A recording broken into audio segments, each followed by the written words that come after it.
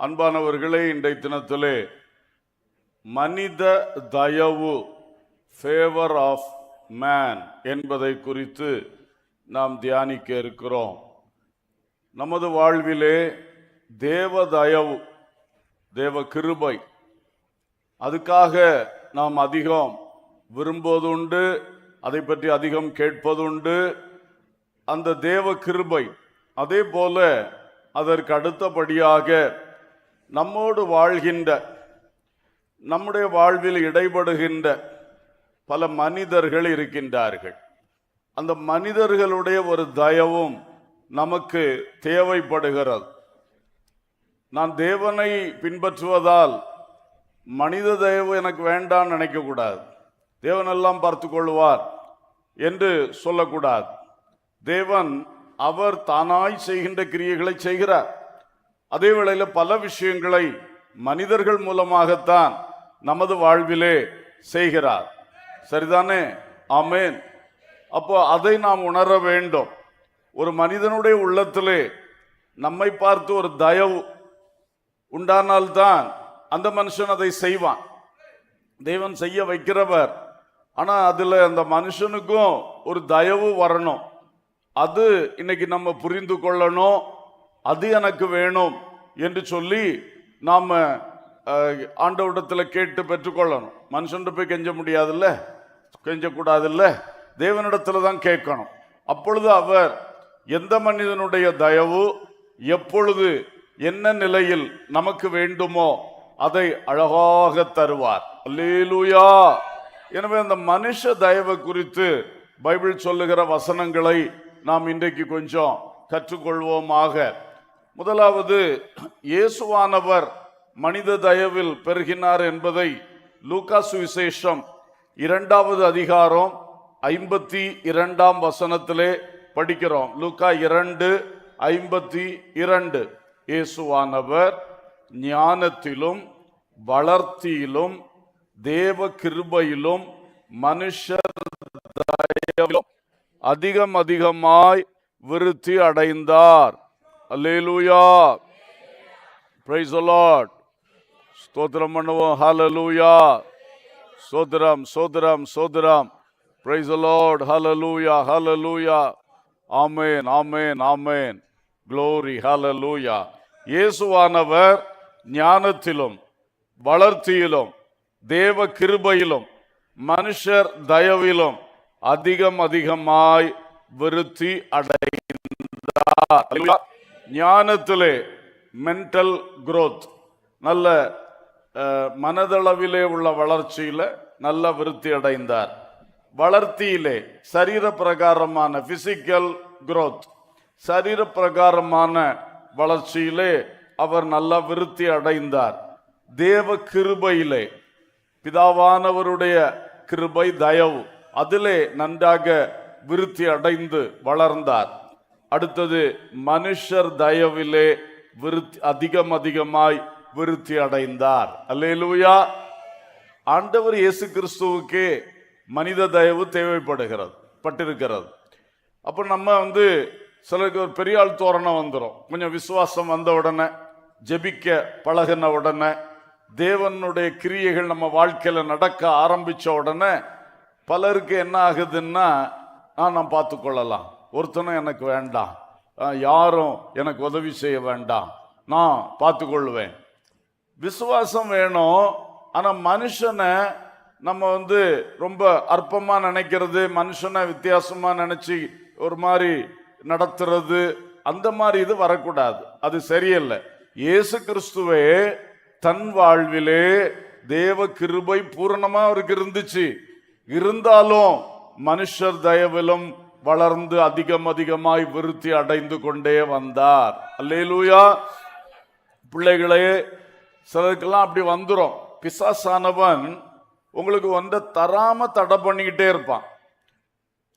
அது கர்த்தர் அந்த தடையை உடைத்து அதை தந்து விட்டார் என்று சொன்னா, அடுத்தது உங்களை பிடிச்சி எங்கேயா தள்ளி விடுறதுக்கு அவன் முயற்சி எடுப்பான். வண்டி ஸ்டார்ட் ஆகாம நிற்கும், ஸ்டார்ட் ஆகாம இருக்கிறதுக்கு பார்ப்பான். இல்லை அது ஸ்டார்ட் ஆயிட்டுனா அடுத்தது வண்டி எங்கேயா தள்ளி விடணும்னு பார்ப்பான். இதே தான் அவனுடைய காரியம். தடை செய்து பார்ப்பான், அதை உடைத்து முன்ன போயாச்சுன்னா எங்கேயா தள்ளி விட்டுறலாமான்னு பார்ப்பான். அதே மாதிரிதான் ஒரு காலத்துல ஜெபம் என்று சொன்னாலும் ஜெபிக்க வரல, தெய்வீகம் நமக்கு வரல. ஆனா இப்ப அந்த தடையெல்லாம் உடைக்கப்பட்டு கர்த்தர் நமக்கு தெய்வீகத்தை தந்திருக்கிறார். அல்லேலூயா. விசுவாசத்தை தந்திருக்கிறார், தேவ அன்பை தந்திருக்கிறார். இப்படி பல விஷயம் தெய்வீகத்தின் காரியங்களை நமக்குள்ள தந்திருக்கிறார். இப்ப அதை பெற்று ஓடும் பொழுதுதான் அடுத்து அவன் செய்யறது பெருமைக்கு நேரா தள்ளுகிறது, எங்கேயாவது முட்டி மோத வைக்கிறது. இந்த செயல்ல தான் அவன் பெருமையை ஏற்றி விட்டுருவான். கொஞ்சம் ஜெபிக்கிறதுக்குள்ள எல்லாம் நமக்கு தெரியும், கொஞ்சம் வசனம் வெளிப்பாடு கிடைச்சோன்னா எல்லாம் எனக்கு தெரியும், கொஞ்சம் நம்ம கையில ஒரு அற்புதம் நடந்துச்சு, இல்ல நம்ம வாழ்க்கையில ஒரு அற்புதம் நடந்துச்சுன்னா உடனே என்னமோ நம்ம ரொம்ப ஓவரா திங்க் பண்ண ஆரம்பிச்சிருவோம். நம்மளை பற்றி நினைக்கிறதுக்கு மிஞ்சி நினைக்க ஆரம்பிச்சிருவோம். அவனவன் தன் தன் விசுவாச அளவுக்கு தக்கதாக என்ன செய்ய வேண்டும், எண்ண வேண்டும் சொல்லி இருக்கு. எண்ணம் முக்கியம். இதைத்தான் அவன் தட்டி விடுறான், தள்ளி விடுறான். அதுதான் இந்த விஷயத்திலே அநேக தேவ மக்கள் மனுஷர் தயவை இழந்து இந்த மாதிரிப்பட்ட ஒரு பிசாசின் தந்திரத்தினால அவங்க தங்களை அதுக்கு கொடுத்துட்டு நான் பார்த்துக்கிறேன், கர்த்தர் எல்லாம் பார்த்துக்குவாருன்னு சொல்லி சொல்லி என்ன பண்ணுவான், மனுஷ தயவை இழப்பாங்க. ஆமேன். இதுல மறுபக்கமும் இருக்கிறது, மனுஷனை நாடி போகவே கூடாது. அல்லேலூயா. தேவ தயவைத்தான் நாடிக்கிட்டே இருக்கணும். அதே வேளையில் தேவன் மனுஷன் மூலமாக செய்வார் என்பதை நம்ம புரிஞ்சிருக்கணும். அல்லேலூயா. எந்த மனுஷனை கொண்டு செய்ய போறான்னு தெரியாது, யாரை கொண்டு எப்பொழுது செய்வாருன்னு தெரியாது. நேற்றைக்கு ஒரு ஆளை கொண்டு செஞ்சிருப்பார், நாளைக்கு அதே ஆளை கொண்டு செய்வார்னு நினைக்க முடியாது. ஆளை மாத்தி பல காரியம் செய்வார். எலியா வாழ்க்கையில காகத்தை கொண்டு போஷித்தார், அடுத்து விதவையை கொண்டு போஷித்தார், அப்புறம் 2 முறை தேவதூதனையே நேரில் அனுப்பி போஷித்தார். ஆனா 3 முறை 3 ஆட்களை பயன்படுத்தினார். இதுதான் கர்த்தருடைய கிரியை. அதனால மனுஷன் மேல நம்பிக்கை வைக்க போயிடக்கூடாது, மனுஷன்கிட்ட போய் கெஞ்சி கெஞ்சி மேன் பிளீசர்ஸ், மனுஷனை பிரியப்படுத்துறவங்களா போயிடக்கூடாது. அதே வேளையில மனுஷனை மதிக்கணும். அல்லேலூயா. எந்த மனுஷன் மூலம் எப்ப ஆண்டவர் நமக்கு நன்மை செய்வான்னு தெரியலையே. இன்னைக்கு நம்ம அற்பமா நினைக்கிற ஒரு ஆளை கொண்டு நம்மளுக்கு நன்மை செய்வது தேவனுடைய திட்டமா இருக்கலாம். அப்ப நம்ம அந்த மனுஷனை அற்பமா நினைக்க கூடாது இல்லையா? எப்பவுமே நல்லா வச்சிருக்கணும். எல்லாரையும் மனசுக்குள்ள ஒரு மதிப்பு, அவரவருக்குரிய கனத்தை கொடுத்து வைத்திருக்க வேண்டியது மிகவும் அவசியம். சீசர்கள் பிள்ளைகளை கண்டோன்னா, டே போடா, இயேசு இடத்துல நீங்க எல்லாம் எனக்கு வரையும் தள்ளி விட்டாங்க, இயேசு சிறு பிள்ளைகள் வரட்டும் என்று அந்த சின்ன பிள்ளைகளையும் கனம் பண்ணினார், நேசித்தார். பாத்தீங்களா? அதுல ஒரு சிறு பையனை கொண்டுதான் 5 அப்பங்களும் 2 மீன்களும் இயேசு கையில கிடைத்தது. அல்லேலூயா. இயேசுக்கு தெரியும் இந்த சின்ன பிள்ளைகள் மூலமாகவும் பிதாவானவர் அற்புதம் செய்வார், தேவைகளை சந்திப்பார், எப்பொழுது யாரை கொண்டு செய்வார் என்று தெரியாது. அவர் எல்லாம் நிறைவா அவருக்கு தெரிஞ்சிருந்ததுனாலதான் அவர் யாரையுமே அற்பமா எண்ணல, யாரையும் ஒதுக்கி தள்ளல. அல்லேலூயா. நாமோ இத மனுஷரை மதிக்க வேண்டும், தேவனை முழுமையும் விசுவாசிக்க வேண்டும், மனிதர்களை மதிக்கணும், மனுஷர்களிடத்திலே நல்ல ஒரு தயவு பெற்றுக்கொள்ளத்தக்க வண்ணம் அதுக்கு தடையை நம்ம உண்டாக்கி வைக்காம, பேச்சினால செயல்னால ஒரு தடையை உண்டாக்கி வைக்காம நம்ம வாழ கற்றுக்கொள்ளணும். கர்த்தருக்கு ஸ்தோத்திரம். இப்போ மனுஷ தயவு முக்கியம், தேவை அப்படின்னு சொன்னேன். ஆனா இந்த மனுஷ தயவையும் தேவன் தான் தருவார். ஒரு அல்லேலூயா சொல்லுவோம். 2 எக்ஸாம்பிள். யோசேப்பை பற்றி சொல்லும் போது ஆதியாகமம் 39:21, கர்த்தர் யோசேப்போட இருந்து அவன் மேல் கிருபை வைத்து சிறைச்சாலை தலைவனுடைய தயவு அவனுக்கு கிடைக்கும்படி செய்தார். ஒரு அல்லேலூயா சொல்லுவோம். சிறைச்சாலை தலைவனுடைய தயவு யோசேப்பு கிடைத்தது. ஆனா இவன் போய் சிறைச்சாலை தலைவனுக்கு தயவுக்காக போய் அப்படி பண்ணல. இவன் தன்னுடைய வாழ்க்கையை சரியா காத்து கொண்டு நடந்தான். கர்த்தர் தன்னோடு இருக்கத்தக்கதா வாழ்ந்தான். கர்த்தர் யோசேப்போடு இருந்தார். அவர் இந்த சிறைச்சாலை தலைவனுடைய தயவு யோசேப்புக்கு கிடைக்கும்படி செய்தார். ஒரு அல்லேலூயா. ஸ்தோத்திரம். யாருடைய தயவு வேணுமோ அது மேலிருந்து தான் நடக்கணும். அல்லேலூயா. அந்த மனுஷனை போய் பார்த்துட்டு இருந்தா நடக்காது. அவனை எப்படி ப்ளீஸ் பண்ணலாம், அவனுக்கு என்ன வாங்கி கொடுக்கலாம், என்ன செய்து கொடுக்கலாம், அதெல்லாம் கிடையாது. நம்ம தேவனை நோக்கி பார்த்து கொண்டிருந்தா எந்த மனுஷன் மூலம் நமக்கு ஒரு தயவு வரணுமோ அவர் உண்டாக்குவார். தானியேல் வாழ்க்கையிலும் அப்படிதான் சொல்லி இருக்கு. தானியேல் 1ஆம் அதிகாரம் 9ஆம் வசனத்துல பார்க்கிறோம், தேவன் தானியேலுக்கு பிரதானிகளின் தலைவனிடத்தில் தயவும் இரக்கமும் கிடைக்கும்படி செய்தார். அல்லேலூயா. தானியேலுக்கு அந்த பிரதானிகளின் தலைவன் என்கிற அதிகாரி கிட்ட இருந்து ஒரு இரக்கம், ஒரு தயவு கிடைக்க தேவன் செய்தார். அல்லேலூயா. அப்போ ஃபர்ஸ்ட் நம்ம பார்த்தோம், தேவ தயவும் வேணும், மனுஷ தயவும் வேணும். இந்த அறிவோடு ஞானத்தோடு நாம நடந்து கொள்ள வேண்டும். ரெண்டாவது, மனுஷன் தயவை எப்படி பெற்றுக்கொள்ளணும்னா தேவன் மூலம்தான் பெற்றுக்கொள்ள முடியும். அல்லேலூயா. மனுஷர் தயவை எப்பவுமே அங்கதான் எதிர்பார்க்கணும், மனுஷன்ட்ட எதிர்பார்க்க கூடாது. அது நமக்கு ஏமாற்றங்களையும் வருத்தங்களையும் கஷ்டங்களையும் மனசுல உண்டாக்கி விடும். அவர்கிட்ட எதிர்பார்த்தேன், அவர் தரலையே, அவர் ஒரு வார்த்தை சொல்லுவார்னு நினைச்சேன், வாயோ திறக்கவே இல்லையே. ஏன் வருது? நம்ம அந்த மனுஷன்ட்ட அதை எதிர்பார்த்து அந்த தயவை. ஆனா கர்த்தர்ட்ட அதை எதிர்பார்த்தா அவனை கொண்டு பேசணுமா, வேற ஆளை வச்சு பேசணுமா, அவருக்கு தெரியும். அல்லேலூயா. அந்த மனிதனை கொண்டு தரணுமா அல்லது வேற யாரையா கொண்டு தரணுமா, அவர் சித்தத்தை அவர் செயல்படுத்துவார். அல்லேலூயா. இதுலதான் ஒரு மனுஷனுக்கிட்ட ஒரு மனுஷிக்கிட்ட ஒரு எதிர்பார்ப்பை வச்சிடாதீங்க, அது கர்த்தருக்கு பிரியம் இல்லை. அங்கதான் எதிர்பார்க்கணும், அங்கதான் கேட்கணும். அப்ப ஆண்டவர் யாரை கொண்டு எதை செய்ய சித்தமா இருக்கிறாரோ அந்த சமயம் அந்த உள்ளத்துல ஒரு தயவை கொடுத்துருவார். அல்லேலூயா. சொல்ல புரியுதா? ஆமேன். ரொம்ப முக்கியம். தேவ தயவும் மனுஷ தயவும் சேர்ந்தா தான் நம்ம வாழ்க்கையில நிறைய நன்மைகள் உண்டாகும், நம்ம ஆசீர்வாதமா இருக்க முடியும், சமாதானமா வாழ முடியும். அல்லேலூயா. அதனால இதை நல்லா கவனிங்க. நம்பர் 1, மனுஷ தயவு வேணும் என்கிற அறிவு இருக்கணும், மனசுல அது நல்லா இருக்கணும். எந்த மனுஷனையும் ஒரு மாதிரி வித்தியாசமா நினைக்க கூடாது, எல்லாரையும் மதிச்சு நடக்கணும். ரெண்டாவது, நமக்கு தேவனிடத்துல தான் தேடணும். அவர் விரும்புகிற மனுஷனை கொண்டு அவர் விரும்புகிற அந்த சூழ்நிலையில செய்ய வேண்டியதை செய்வார். அல்லேலூயா. இருதயத்தில் இது பதியுமா? கண்டிப்பா கண்டிப்பா இந்த 2 காரியத்தை மனசுல பதித்து கொள்ளுவோம். அடுத்தது, மூன்றாவதாக, ஒரு சில தேவ பிள்ளைகளுடைய வாழ்க்கையில உண்டான மனுஷ தயவை குறித்து சம்பவங்கள் அதை நம்ம பார்க்கலாம். ஏற்கனவே யோசேப்பை பற்றி சொல்லிட்டேன். அதுல தான் ஆதியாகமம் 39:3-4 ஆகிய 2 வசனங்களை வாசிங்க. 3-4. கர்த்தர் அவனோட இருக்கிறார் என்றும் அவன் செய்கிற யாவையும் கர்த்தர் வாய்க்க பண்ணுகிறார் என்றும் அவன் எஜமான் கண்டு யோசேப்பினிடத்தில் தயவு வைத்து அவனை தனக்கு ஊழியக்காரனும் தன் வீட்டுக்கு விசாரணைக்காரனுமாக்கி தனக்கு உண்டான யாவற்றையும் அவன் கையில் ஒப்புவித்தான். போத்திபார் என்கிற எஜமான், அவனிடத்தில் யோசேப்புக்கு ஒரு தயவு கிடைத்தது. யோசேப்பினிடத்தில் அவன் தயவு வைத்து அவனுடைய வீட்டில் உள்ள பல பொறுப்புகளை அவனிடத்தில் ஒப்புவித்தான். அப்ப இந்த பொறுப்புகள், இந்த பதவிகள் யோசேப்புக்கு கிடைத்தது போத்திபாருடைய கண்களில் தயை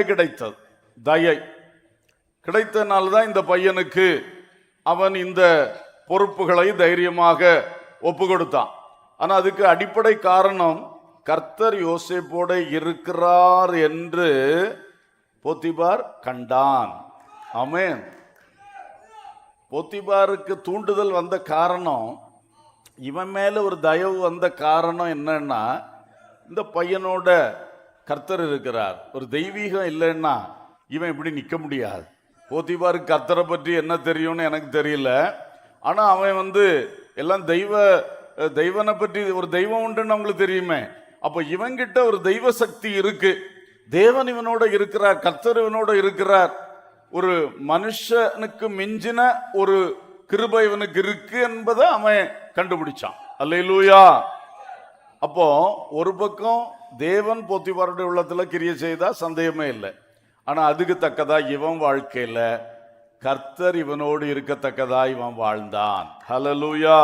அப்ப நம்ம இதையும் பார்த்துக்கிடணும். இந்த சரித்திரங்களை சம்பவங்களை படிக்கும் பொழுது நடைமுறையா நம்ம லைஃபையும் பார்க்கணும். நம்ம ஒரு இடத்துல படிக்க போறோம். அந்த படிக்க போற இடத்துல ஆசிரியருடைய தயவு கிடைக்கணும், நடத்துறவங்களுடைய தயவு கிடைக்கணும். இவ்வளவோ தயவு இருக்கு. ஒரு ஸ்கூல் பஸ்ல கூட ஆயாவுடைய தயவு கிடைக்கணும், டிரைவருடைய தயவு கிடைக்கணும் இல்லையா?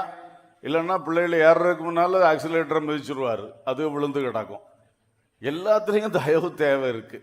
எல்லாம் நம்ம ஒரு பிஸ்னஸ் பண்றீங்க, உங்களுக்கு எத்தனை ஆட்கள்கிட்ட தயவு தேவை இருக்குது. ஒரு வேலை செய்றீங்க, உங்க கீழே வச்சு நடத்துற ஆள் உங்க மேல இருந்து உங்களை நடத்துற ஆட்கள் இருக்கிறாங்க. மேல இருக்கிற உயர் அதிகாரிகள்கிட்ட தயவு வேணும். அது மட்டும் இல்ல, உங்க கீழே இருக்கிற ஆளுகள்கிட்ட இருந்தும் உங்களுக்கு தயவு வேணும். இல்லாட்டா ஒன்றும் கீழ்ப்படிய மாட்டாங்க. நீங்க என்னைக்கும் அதிகாரத்தை காட்டிட்டு இருந்தா அவங்க என்ன செய்ய மாட்டாங்க, சும்மா உங்க கண்ணு முன்னால கீழ்ப்படிவாக அந்த பக்கம் போய் வித்தியாசமா இருப்பார்கள். ஆனா அவங்களுடைய தயவை நீங்க பெற்றுக்கொண்டீங்கன்னா எல்லாம் நல்லா இருக்கும். அல்லேலூயா. இப்படியே சொல்லிட்டு போலாம். எத்தனையோ மனுஷ தயவு நமக்கு தேவை. பக்கத்து வீட்டுக்காரங்க தயவு நமக்கு தேவையா? எவ்வளவு காரியங்கள்ல பக்கத்து வீட்டுக்காரங்களுடைய தயவு நமக்கு தேவை இருக்குது. சரி, சொந்த புருஷனுடைய தயவு மனைவிக்கு வேணுமா? கண்டிப்பா வேணும். சொந்த மனைவியுடைய தயவு புருஷனுக்கு வேணுமா? வேணும். பெற்றோர், பிள்ளைகள், இப்படி பார்த்தோம்னா ஏராளம் மனுஷர்கள் நம்மோடு இணைந்திருக்கிறார்கள், தொடர்பில் இருக்கிறார்கள், சம்பந்தப்பட்டவர்களாக இருக்கிறார்கள். இவர்கள் அத்தனை பேர்கிட்ட இருந்தும் தயவு இருக்கணும். யாரை எப்ப கர்த்தர் பயன்படுத்துவாரோ பயன்படுத்துவார். அல்லேலூயா. அப்ப நமக்கு இதுக்கெல்லாம் ஒரு காரியம், கர்த்தர் நம்மோட இருந்தா எல்லாருடைய தயவும் இருக்கும். அல்லேலூயா. ரொம்ப சிம்பிள், ரொம்ப சிம்பிள்.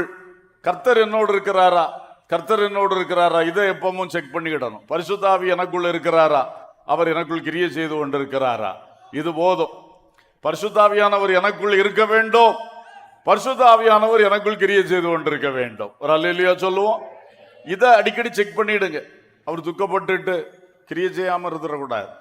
ஆவியை அவித்து போடாதிருங்கள் சொன்ன மாதிரி, தீயில தண்ணியை ஊத்துற மாதிரி ஆவியானவர் என்ன செய்திடக்கூடாது, தண்ணியை ஊற்றி அவிச்சு போட்டுறக்கூடாது. அப்புறம் அவர் ஒண்ணுமே செய்ய மாட்டார். கொஞ்ச நாள் பார்த்துட்டு வெளியேறிடுவார். அந்த நிலைமைக்கு வச்சிடக்கூடாது. கர்த்தருடைய ஆவியை பெற்றது பெரிய பாக்கியம். அவர் எனக்குள்ள இருக்கிறார், அவர் எனக்குள்ள என்ன பண்ணிக்கிட்டு இருக்காரு, கிரியை செய்துட்டு இருக்கார். அவர் விரும்புகிற கிரியை செய்துட்டு இருக்கிறார். ஹல்லேலூயா. சில சமயம் டெய்லி அற்புதம் நடக்கணும்னு சிலர் எதிர்பார்க்கிறது. அப்போ டெய்லி விஷுவலா கண் பார்வைக்கு ஏதாவது ஒன்று நடக்கணும், இல்லைன்னா ஆவியானவர் என்னோடு இல்லை. அப்படியா?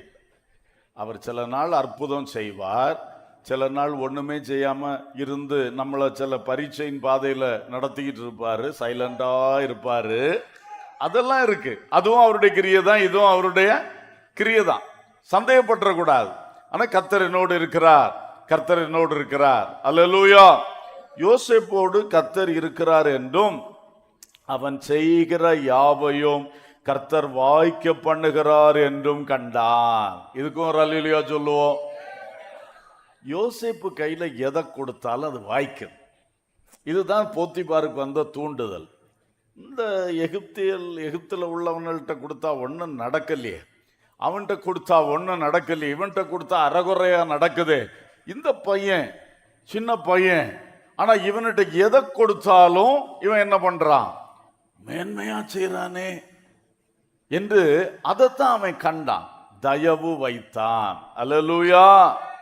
அப்போ நம்ம வாழ்க்கையில ஸ்டூடெண்ட்ஸ் மற்றுள்ள எல்லாருக்குமே நமக்கு நம்ம கையில என்ன பொறுப்பு தரப்படுகிறது, என்ன பணி தரப்படுகிறது, அதை நாம நல்லா செய்யணும், தேவ கிருபையோடு செய்யணும், தேவன் அதை வாய்க்க செய்யணும். அல்லேலூயா. அதை வாய்க்க செய்யும் பொழுது மேல இருக்கிறவங்க கண்டிப்பா தயவு பாராட்டுவாங்க. அல்லேலூயா. கர்த்தர் அவங்க தயவை தந்துருவார். ஆமென். யார் தொந்தரவு பண்ணாலும், சிலர் எரிச்சல்ல பொறாமையில எல்லாம் பண்றாங்க, அது நிக்காது. கடைசியில கர்த்தர் வந்து ஒரு மனித தயவை தந்துருவார். ஒரு அல்லேலூயா சொல்லுவோம். அதனால கர்த்தர் உங்களோட இருக்கணும்.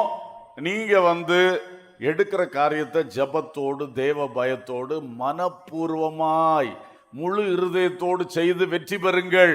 ஹல்லேலூயா. சும்மா அறகுறையா விட்டுட்டு இருக்காங்க. படிப்பு உங்க பிள்ளைகள் கையில் இன்னைக்கு இருக்கிற ஒரு பெரிய வேலை படிப்பு. படிப்பை நீ அறகுறையா செய்யாத, முழு மனசா செய். ஒரு ஃப்ரெஷ் ஸ்டார்ட். இப்போ ஒரு புதிய ஒரு ஆரம்பம் உனக்கு வருகிறது. ஜூன் 4ஆம் தேதி நீ பள்ளிக்கூடத்து போகும்போது இந்த ஞானத்தோடு நீ போக வேண்டும். இந்த படிப்பிலே நான் வெற்றி சிறக்கணும். அல்லேலூயா. இந்த கல்வி எனக்கு வாய்க்கணும், கர்த்தர் என்னோடு இருந்தால் அது நடக்கும் என்று சொல்லி கர்த்தர் உன்னோடு இருக்கிறதுக்குள்ள தெய்வீக காரியத்தை பார்த்துக்க. ரெண்டாவது, சின்சியரா படி, சின்சியரா பாடத்தை கவனி, சின்சியரா நோட்ஸ் எடு, சின்சியரா மெமரைஸ் பண்ண வேண்டியதெல்லாம் அப்பப்ப மெமரைஸ் பண்ணு. இந்த முழு முயற்சியை, மனப்பூர்வமான இந்த முயற்சியை கர்த்தர் பார்ப்பார். உனக்கு யாருடைய கண்களில் எப்பொழுது தயவு கிடைக்கணுமோ அதை அவர் செய்வார். அல்லேலூயா, அல்லேலூயா, ஸ்தோத்திரம். பிள்ளைகள் என்னோடு எரிச்சலா இருக்கிறாங்க. அந்த டீச்சர் வேணும்னு இப்படி செய்றாங்க, இவங்க அப்படி பண்றாங்க, ஜாதியை வச்சு பண்றாங்க, மதத்தை வச்சு பண்றாங்க, நான் வந்து போடல அதனால என்ன ரொம்ப கஷ்டப்படுத்துறாங்க, இப்படிலாம் நிறைய வருது. வெளியூர்ல இருந்து வந்து படிக்கிறதுனால என்ன துன்புறுத்துறாங்க. உடன் மாணவர்கள், ஆசிரியர்கள், சில சமயம் நிர்வாகங்களே அப்படி செய்கிறது. இப்படிப்பட்டெல்லாம் நம்ம சந்திக்கிறோம். நம்ம பிள்ளைகள்கிட்ட பல இதெல்லாம் கேள்விப்பட்டு கொண்டிருக்கிறோம், ஜெபிக்கிறோம். ஒரு தம்பியெல்லாம் அப்படியே ஓய்த்து கட்ட வேண்டும் என்று திட்டமிட்டு விட்டார்கள் நிர்வாகமே. ஆனா அவனை கர்த்தர் கைவிடல. ஆச்சரியமாக கடைசி நேரத்தில் ஒரு மனுஷ தயவை கொடுத்தார். அல்லேலூயா. வேலை பார்க்கிறவங்களுக்கு அது மாதிரிதான். இடையில இருந்து எத்தனை பேர் என்னதும் பண்ணட்டு, நம்ம கர்த்தரை பார்க்கும் பொழுது கர்த்தர் எந்த மனுஷனுடைய கண்கள்ல தய கிடைக்கணுமோ அதை செய்வார். ஹல்லேலூயா. ஆகவே நீங்கள் உங்கள் படிப்பும் சரி, உங்க வாழ்க்கையில எந்த விஷயமோ தயவாய் தெய்வீகத்துக்கு அதிகமான இடத்தை கொடுங்க. குடும்ப வாழ்க்கை வாய்க்கவில்லையா? குடும்பத்தில் எது வாய்க்காம இருக்கிறது? என்னத்துக்கு தான் கல்யாணம் பண்ணணும்? கணவன் மனைவி ஒரு சந்தோஷம் இல்லை, ஒரு சமாதானம் இல்லை, ஒரு அன்பு ஐக்கியம் இல்லை. ஏதோ ரெண்டு பேர் சேர்ந்து ஒரு ஹாஸ்டல்ல வாழ்றது மாதிரி ஒரு வீட்டுக்குள்ள வாழ்ந்துகிட்டு இருக்கோம். அப்போ உங்க குடும்ப வாழ்க்கை வாய்க்கல. அது வாய்க்கும். கர்த்தரை முதலாவது உங்க ரெண்டு பேருக்கு நடுவுல கொண்டு வாங்க. அல்லேலூயா. கர்த்தரை கொண்டு வாங்க. கர்த்தரை நோக்கி ஜெபிக்க ஆரம்பிங்க, சேர்ந்து ஜெபிக்க ஆரம்பிங்க, வசனத்தை படிச்சு அதன்படி ரெண்டு பேரும் வாழ தீர்மானிங்க, செயல்படுத்துங்க. ஆட்டோமேட்டிக்கா கர்த்தர் உங்களோடு இருந்தால் நீங்களும் உத்தமமாக குடும்பத்தில் எந்த பிரச்சனை வந்தாலும் கர்த்தர்ட்ட கேட்டு கேட்டு கேட்டு செய்யறவங்களா இருப்பீங்கன்னா உங்க குடும்ப வாழ்க்கை வாய்க்கும். அல்லேலூயா. ஆகவே உங்களுக்கு எது இருக்கோ அதை கர்த்தர் வாய்க்க பண்ணுவார். பொறுப்புகள் கிடைக்கும். சிலருக்கு உயர்வுகளுக்காக விரும்பி கொண்டிருக்கிறாங்க, ஜூனியர்ஸை உயர்த்திடுறாங்களே அப்படி வருத்தப்படுறவங்க உண்டு. ஆள் பார்த்தும் செய்வாங்க. சில இடத்துல பல விஷயம் இன்றைக்கு நாட்டில் இருக்கு, உங்களுக்கு தெரியும். ஆனாலும் எந்த அதிகாரி ஆள் பார்த்து செய்தாலும் பட்சபாதம் பண்ணினாலும் அவன் கண்களிலே தய கிடைக்க செய்ய கர்த்தர் வல்லவராய் இருக்கிறார். அல்லேலூயா. இல்லை இடையில இருக்கிறவங்க குழப்பினாலும் கர்த்தர் சம்பந்தப்பட்ட அதிகாரிக்கு கண்ணில் தய கிடைக்க செய்ய வல்லவர். ப்ரமோஷன்ஸ் வரல, சம்பளங்கள் சரியாக அடுத்த ஸ்டேஜில் எனக்கு உயர்த்தி கிடைக்கல என்றெல்லாம் வேதனைப்படுறவங்க எத்தனை லெட்டர் எழுதியிருப்பீங்க, எத்தனை பேரை போய் ரெக்கமெண்டேஷனுக்கு பிடிச்சிருப்பீங்க. நீங்க முதல்ல கர்த்தருடைய பாதத்தை பற்றி கொள்ளுங்கள். அல்லேலூயா. கர்த்தருடைய பாதத்தை பற்றி கொள்ளுங்க. அவர் தருகிற உயர்வுகள் கண்டிப்பா போத்திபார் ஏற்ற சமயத்தில் தருவான். அல்லேலூயா. ஸ்தோத்திரம். அடுத்தது இதே யோசேப்புக்கு தான் 21, 22 வசனம் வாசிங்க. கர்த்தரோ யோசேப்போடே இருந்து அவன் மேல் கிருபை வைத்து சிறைச்சாலை தலைவனுடைய தயவு அவனுக்கு கிடைக்கும்படி செய்தார். சிறைச்சாலை தலைவன் சிறைச்சாலையில் வைக்கப்பட்ட யாவரையும் யோசேப்பின் கையிலே ஒப்புவித்தான். அங்கே அவர்கள் செய்வதெல்லாவற்றையும் யோசேப்பு செய்வித்தான். அல்லேலூயா. இப்போ அதிகாரி மாற்றம், டிரான்ஸ்பர் ஆயிட்டு யோசேப்புக்கு. அரண்மனையிலிருந்து ஜெயிலுக்கு டிரான்ஸ்பர். வீண் பழிசாட்டப்பட்டு போத்திபார் இவ்வளவு தயவு வச்சவன் கடைசியில் விரோதியா மாறிட்டான். ஒரு பொய்யை நம்பி அவன் பயங்கர கடுமையான். யோசேப்பு மேல போய் தயவு வச்சுட்டானே அப்படி கோபமா மாறிட்டான். அவன் நல்ல வேளை கொன்னு போடல, ஆனா இவனை பிடிச்சி சிறைச்சாலையில போட்டு விட்டுட்டான். சிறைச்சாலைக்கு போனான். அங்க இவனுக்கு மேல இன்னொரு அதிகாரி, சிறைச்சாலை தலைவன் அவர் இருக்கிறார். அவருக்கும் அவருடைய உள்ளத்திலும் இந்த யோசேப்புக்கு தயை கிடைக்கும்படி செய்தார். ஒரு அல்லேலூயா சொல்லுங்க. இதெல்லாம் யோசேப்பு அந்த சிறைச்சாலையில யார் என்ன செய்யணுமோ அதை இவன் செய்வித்தான்னு சொல்லியிருக்கு. அங்க இருந்தவங்க எல்லாம் யார் தெரியுமா? இவனோட வயசு குறைஞ்சவங்க கிடையாது, வயசு மூத்தவங்க. இவன் தான் சின்ன பையனா இருந்திருப்பான். ரெண்டாவது அவங்க எல்லாம் அதிகாரிகள். இப்ப ஃபார் எக்ஸாம்பிள் அந்த பானபாத்திரக்காரரின் தலைவன், அவன் கவர்மெண்ட்ல ஒரு டிபார்ட்மெண்ட் அதிகாரி. அந்த சுயம்பாய்களின் தலைவன் பார்வோன் கவர்மெண்ட்ல அவன் ஒரு அதிகாரி, பெரிய அதிகாரி, ஹெட் ஆஃப் த டிபார்ட்மெண்ட். அவன் வந்து கிடக்கான் இங்க. இவங்களை நடத்துற பொறுப்பு யாருக்கு கொடுத்திருக்கோம்? சின்ன பையனுக்கு, அடிமை பையனுக்கு, வீண்பலி சாட்டப்பட்டு வந்த பையனுக்கு கொடுத்திருக்கு. இவன் அந்த பெரியவங்களெல்லாம் நடத்துறான். அப்போ இந்த உயர்வு சாதாரணமான உயர்வு அல்ல. அல்லேலூயா. இருக்கிறது சிறைச்சாலையா இருந்தாலும் அவனுக்கு கர்த்தர் கொடுத்த உயர்வு என்பது பெரிய ஒரு எதிர்பார்க்க முடியாத நடக்காத ஒரு உயர்வு. அதுக்கு அந்த சிறைச்சாலை தலைவனுடைய உள்ளத்திலே கர்த்தர் கிரியை செய்தார். ஆமென். நீங்க கூட இப்படி பல பல சூழ்நிலைகள்ல இருப்பீங்க.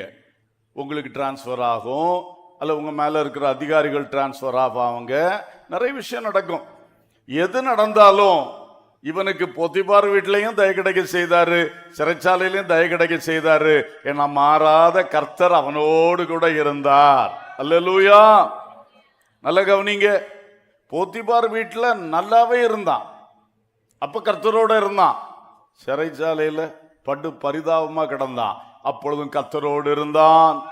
அல்லேலூயா. சிலர் வாழ்ந்திருக்கும் போது சோத்திரம் பண்ணுவாங்க, நல்லா நடந்துட்டு இருந்துச்சுன்னா இயேசுவே இயேசுவே சொல்லுவாங்க, நல்லா பாட்டு பாடுவாங்க, நல்லா இருப்பாங்க, கர்த்தரோடு வாழணும்னு. கஷ்டம் வந்தா, நெருக்கம் வந்தா முறுமுறுப்பார்கள்.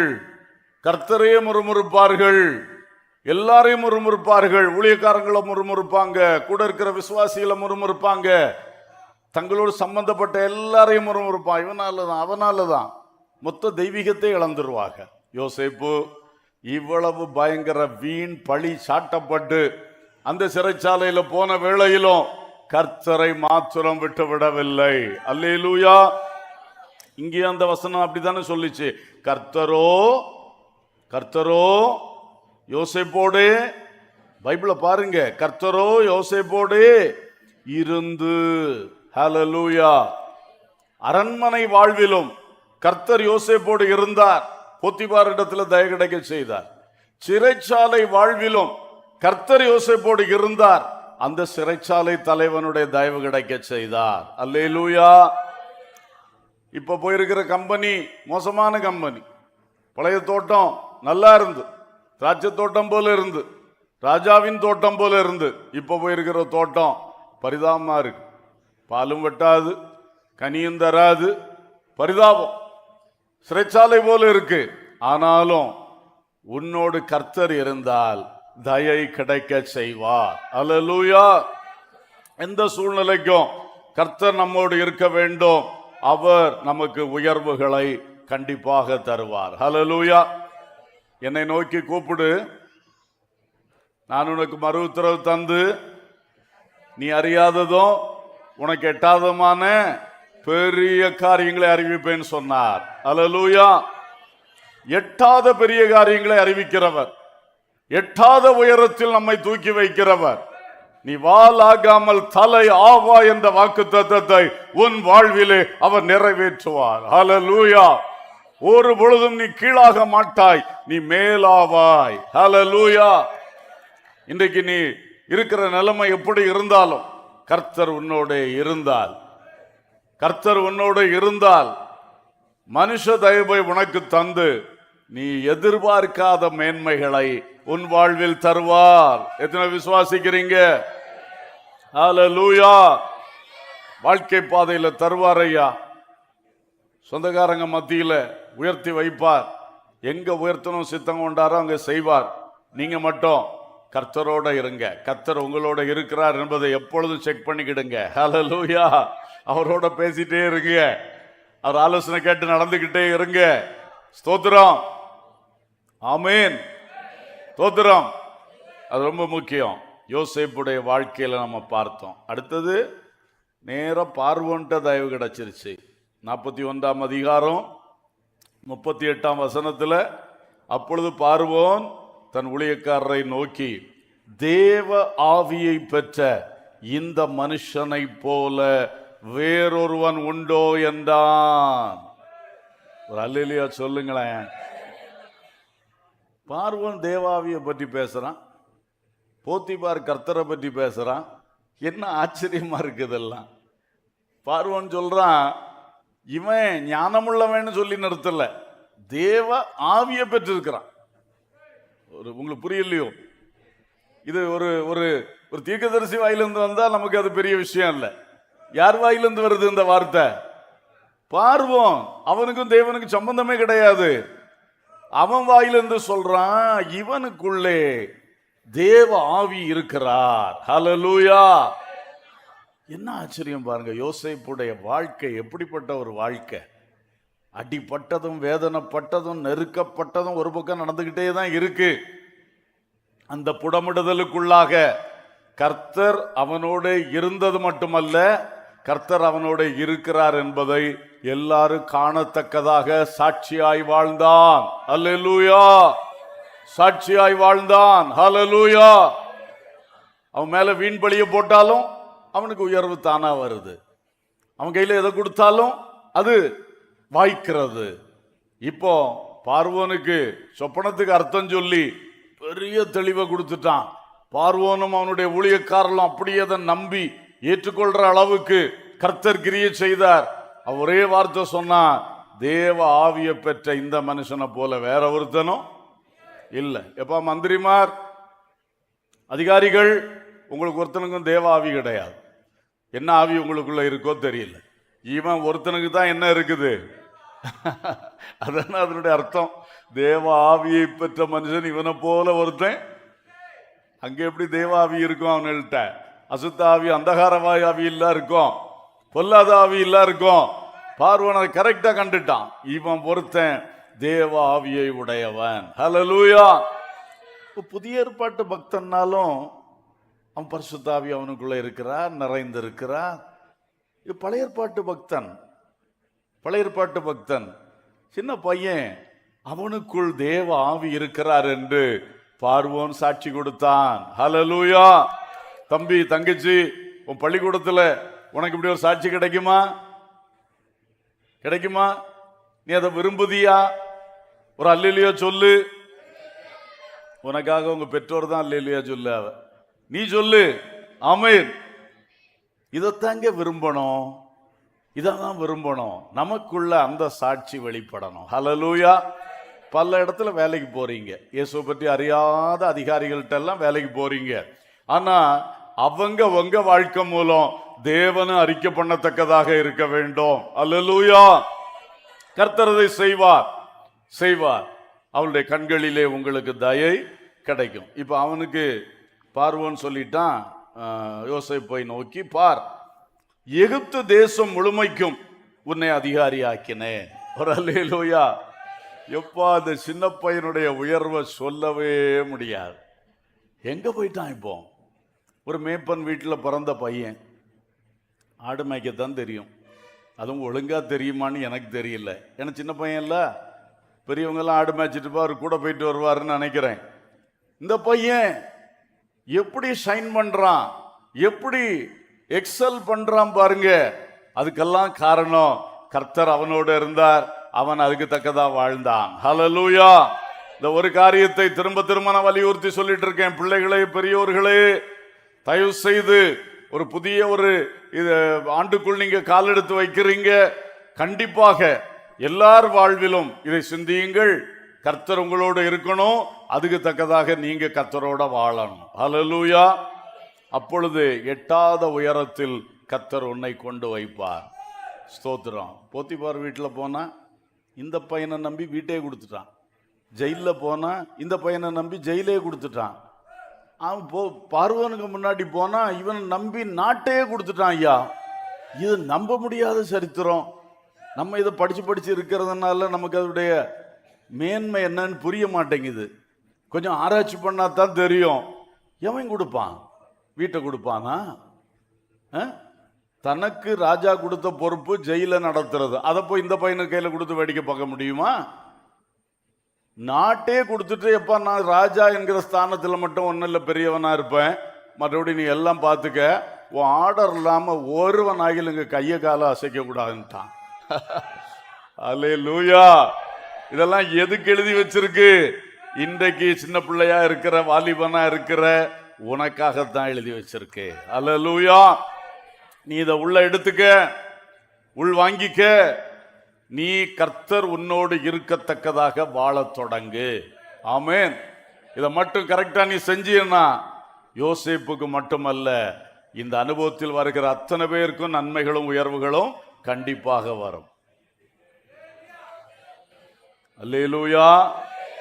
உங்களுக்கு கண்டிப்பாக அதை தர கர்த்தர் வல்லவராய் இருக்கிறார். அதுக்கு எந்த மனுஷ தயவு வேண்டுமோ கர்த்தர் அதை செய்வார். ஆமென். சரி, எஸ்தர் புத்தகம் 2ஆம் அதிகாரம் 17வது வசனத்தை வாசியுங்கள். எஸ்தர் 2:17. ராஜா சகல ஸ்திரீகளை பார்க்கிலும் எஸ்தர் மேல் அன்பு வைத்தான். சகல கன்னிகைகளை பார்க்கிலும் அவளுக்கு அவன் சமூகத்தில் அதிக தயையும் பட்சமும் கிடைத்தது.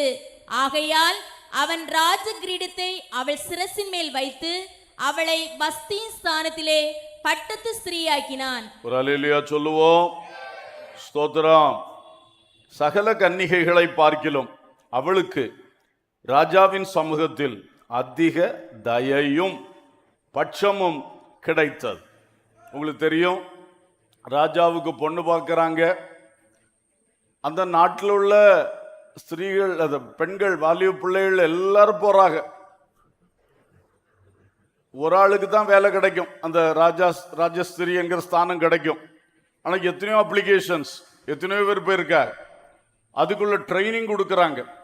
அந்த ட்ரைனிங்ல நிறைய பேர் போய் ஜாயின் பண்ணி இருக்காங்க. எப்படியாவது ராஜா என்னைய தனக்கு மனைவியாக்கி கொள்ள மாட்டாரா, நான் ராஜஸ்திரி ஆகிட மாட்டேனா, நூற்றுக்கணக்கான இந்த நாடுகளுக்கு ஒரு ஒரு அரசியாக நான் மாற மாட்டேனா என்கிற வாஞ்சையில இருக்கிறாங்க.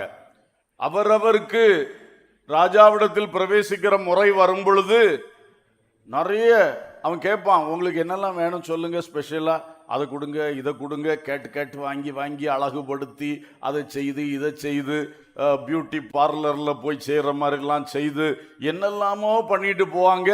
அவன் செலக்ட் பண்ண மாட்டான். இப்படி ஒவ்வொன்றா வந்துட்டு இருக்கும் பொழுது இவளுக்கு டேர்ன் வந்துச்சு. அப்போ இவள்கிட்ட கேட்டான் நடத்தினவன், ஏம்மா உனக்கு ஏதாவது ஸ்பெஷலாக போகணுமா, ஸ்பெஷலாக உன்னை ரெடி பண்ணணுமா சொல்லு. ஒன்றும் வேண்டாயா, இதே போதும், நீங்கள் தந்த ட்ரைனிங் போதும், நீங்கள் தந்தது போதும், இனி எக்ஸ்ட்ரா ஒன்றும் வேண்டாம். நல்ல தீர்மானம் எடுத்துட்டு அவ போனா. இவ போ உடனே ராஜாவுடைய கண்களில் அதிக தயை கிடைத்தது. அல்லேலூயா. அவன் ஊர் என்ன, பேர் என்ன, ஜாதி என்ன, இனம் என்ன ஒன்னும் கேட்காம கிரீடத்தை தூக்கி தலையில வச்சுட்டான். அல்லேலூயா. இவள் யூத பெண். இவள் அவனுக்கு அடிமையா இருக்கிற இனத்தை சார்ந்த ஒரு பெண். கொஞ்சம் பூர்வத்தினெல்லாம் பார்த்துருந்தான்னா யோசித்திருப்பான். ஏன்னா ராஜாக்கள் எல்லாம் பார்ப்பாங்கல்ல, இது நமக்கு எப்படி இருக்கும்னு யோசித்திருப்பான். அவன் மேல அவன் உள்ளத்துல கர்த்தர் கொடுத்த அந்த அதிக தயை, அவன் எதையும் சிந்திக்காம கிரீடத்தை தூக்கி அவன் மேல வச்சுட்டான். அல்லேலூயா, அல்லேலூயா, ஸ்தோத்திரம். ஆகவே அன்பர்களே, எங்கே உங்களுக்கு செலக்ஷன் வேண்டும், அந்த உயர் அதிகாரி இடத்திலே தயை கிடைக்க கர்த்தர் செய்வார். அல்லேலூயா. எத்தனையோ பேர் போயிட்டு தள்ளிட்டான். ஆனா இவள்கிட்ட உடனடியாக அவன் அந்த ஆன் த ஸ்பாட்லே கிரீடத்தை வச்சு ராஜஸ்திரியாய் மாற்றி விட்டான். ஹல்லேலூயா. இன்றைக்கு இப்படிப்பட்ட காரியங்களுக்கும் சிலர் காத்திருப்பீர்கள். எனக்கு ஒரு கல்யாணம் நடக்காதா, எத்தனை பேர் என்னை வந்து பொண்ணு பார்த்துட்டு போகிறாங்க, டீ குடிச்சிட்டு ஸ்நாக்ஸ் சாப்பிட்டுட்டு அந்த பக்கம் போயிட்டு அது இல்லை இது இல்லை அதை கொடுப்பியலா இதை கொடுப்பியலான்னு டவுரியை பேசிட்டு விட்டுட்டு போகிறாங்க. என் காரியம் நடக்கவே இல்லையே என்று வேதனையோடு இருக்கிற பிள்ளைகளே, பெற்றோரே, இந்த எஸ்தருக்கு தயை கிடைத்தது போல கர்த்தர் தயை கிடைக்க பண்ணுவார். அல்லேலூயா, அல்லேலூயா.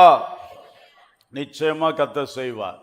சிலர் வருவாங்க, நல்லா பார்ப்பாங்க, அழகா பேசுவாங்க, ஒரு பெரிய நம்பிக்கையே வந்துடும், இந்த கல்யாணம் நடக்கும், இந்த கல்யாணம் நடக்கும். அந்த பக்கம் போயிருந்துட்டு நடத்துதல் இல்லை பாருங்க அப்படிம்பாவ. யாருடைய நடத்துதல் இல்லையோ அது அவங்களுக்கு தான் தெரியும். ஆனா அப்போ ரொம்ப எதிர்பார்ப்பு வச்சுட்டு அழகா பேசுனாங்களே, நல்லா பேசுனாங்களே, ரொம்ப இந்த காரியம் நடக்கும்னு எதிர்பார்த்தேன், உடஞ்சு போச்சு. இப்படி எல்லாம் வேதனையோடு இருக்கிறவர்கள் பலர் இந்த வார்த்தையை கேட்டுக்கிட்டு இருப்பீங்க. நீங்க கர்த்தர் மேல உங்க நம்பிக்கை வைங்க. அல்லேலூயா. மனுஷ தயவு உங்களுக்கு வேணும். உங்களை பொண்ணு பார்க்க வருகிற மாப்பிள்ளையுடைய தயவு வேணும். அவன் பெற்றோருடைய தயவு உங்களுக்கு வேணும்.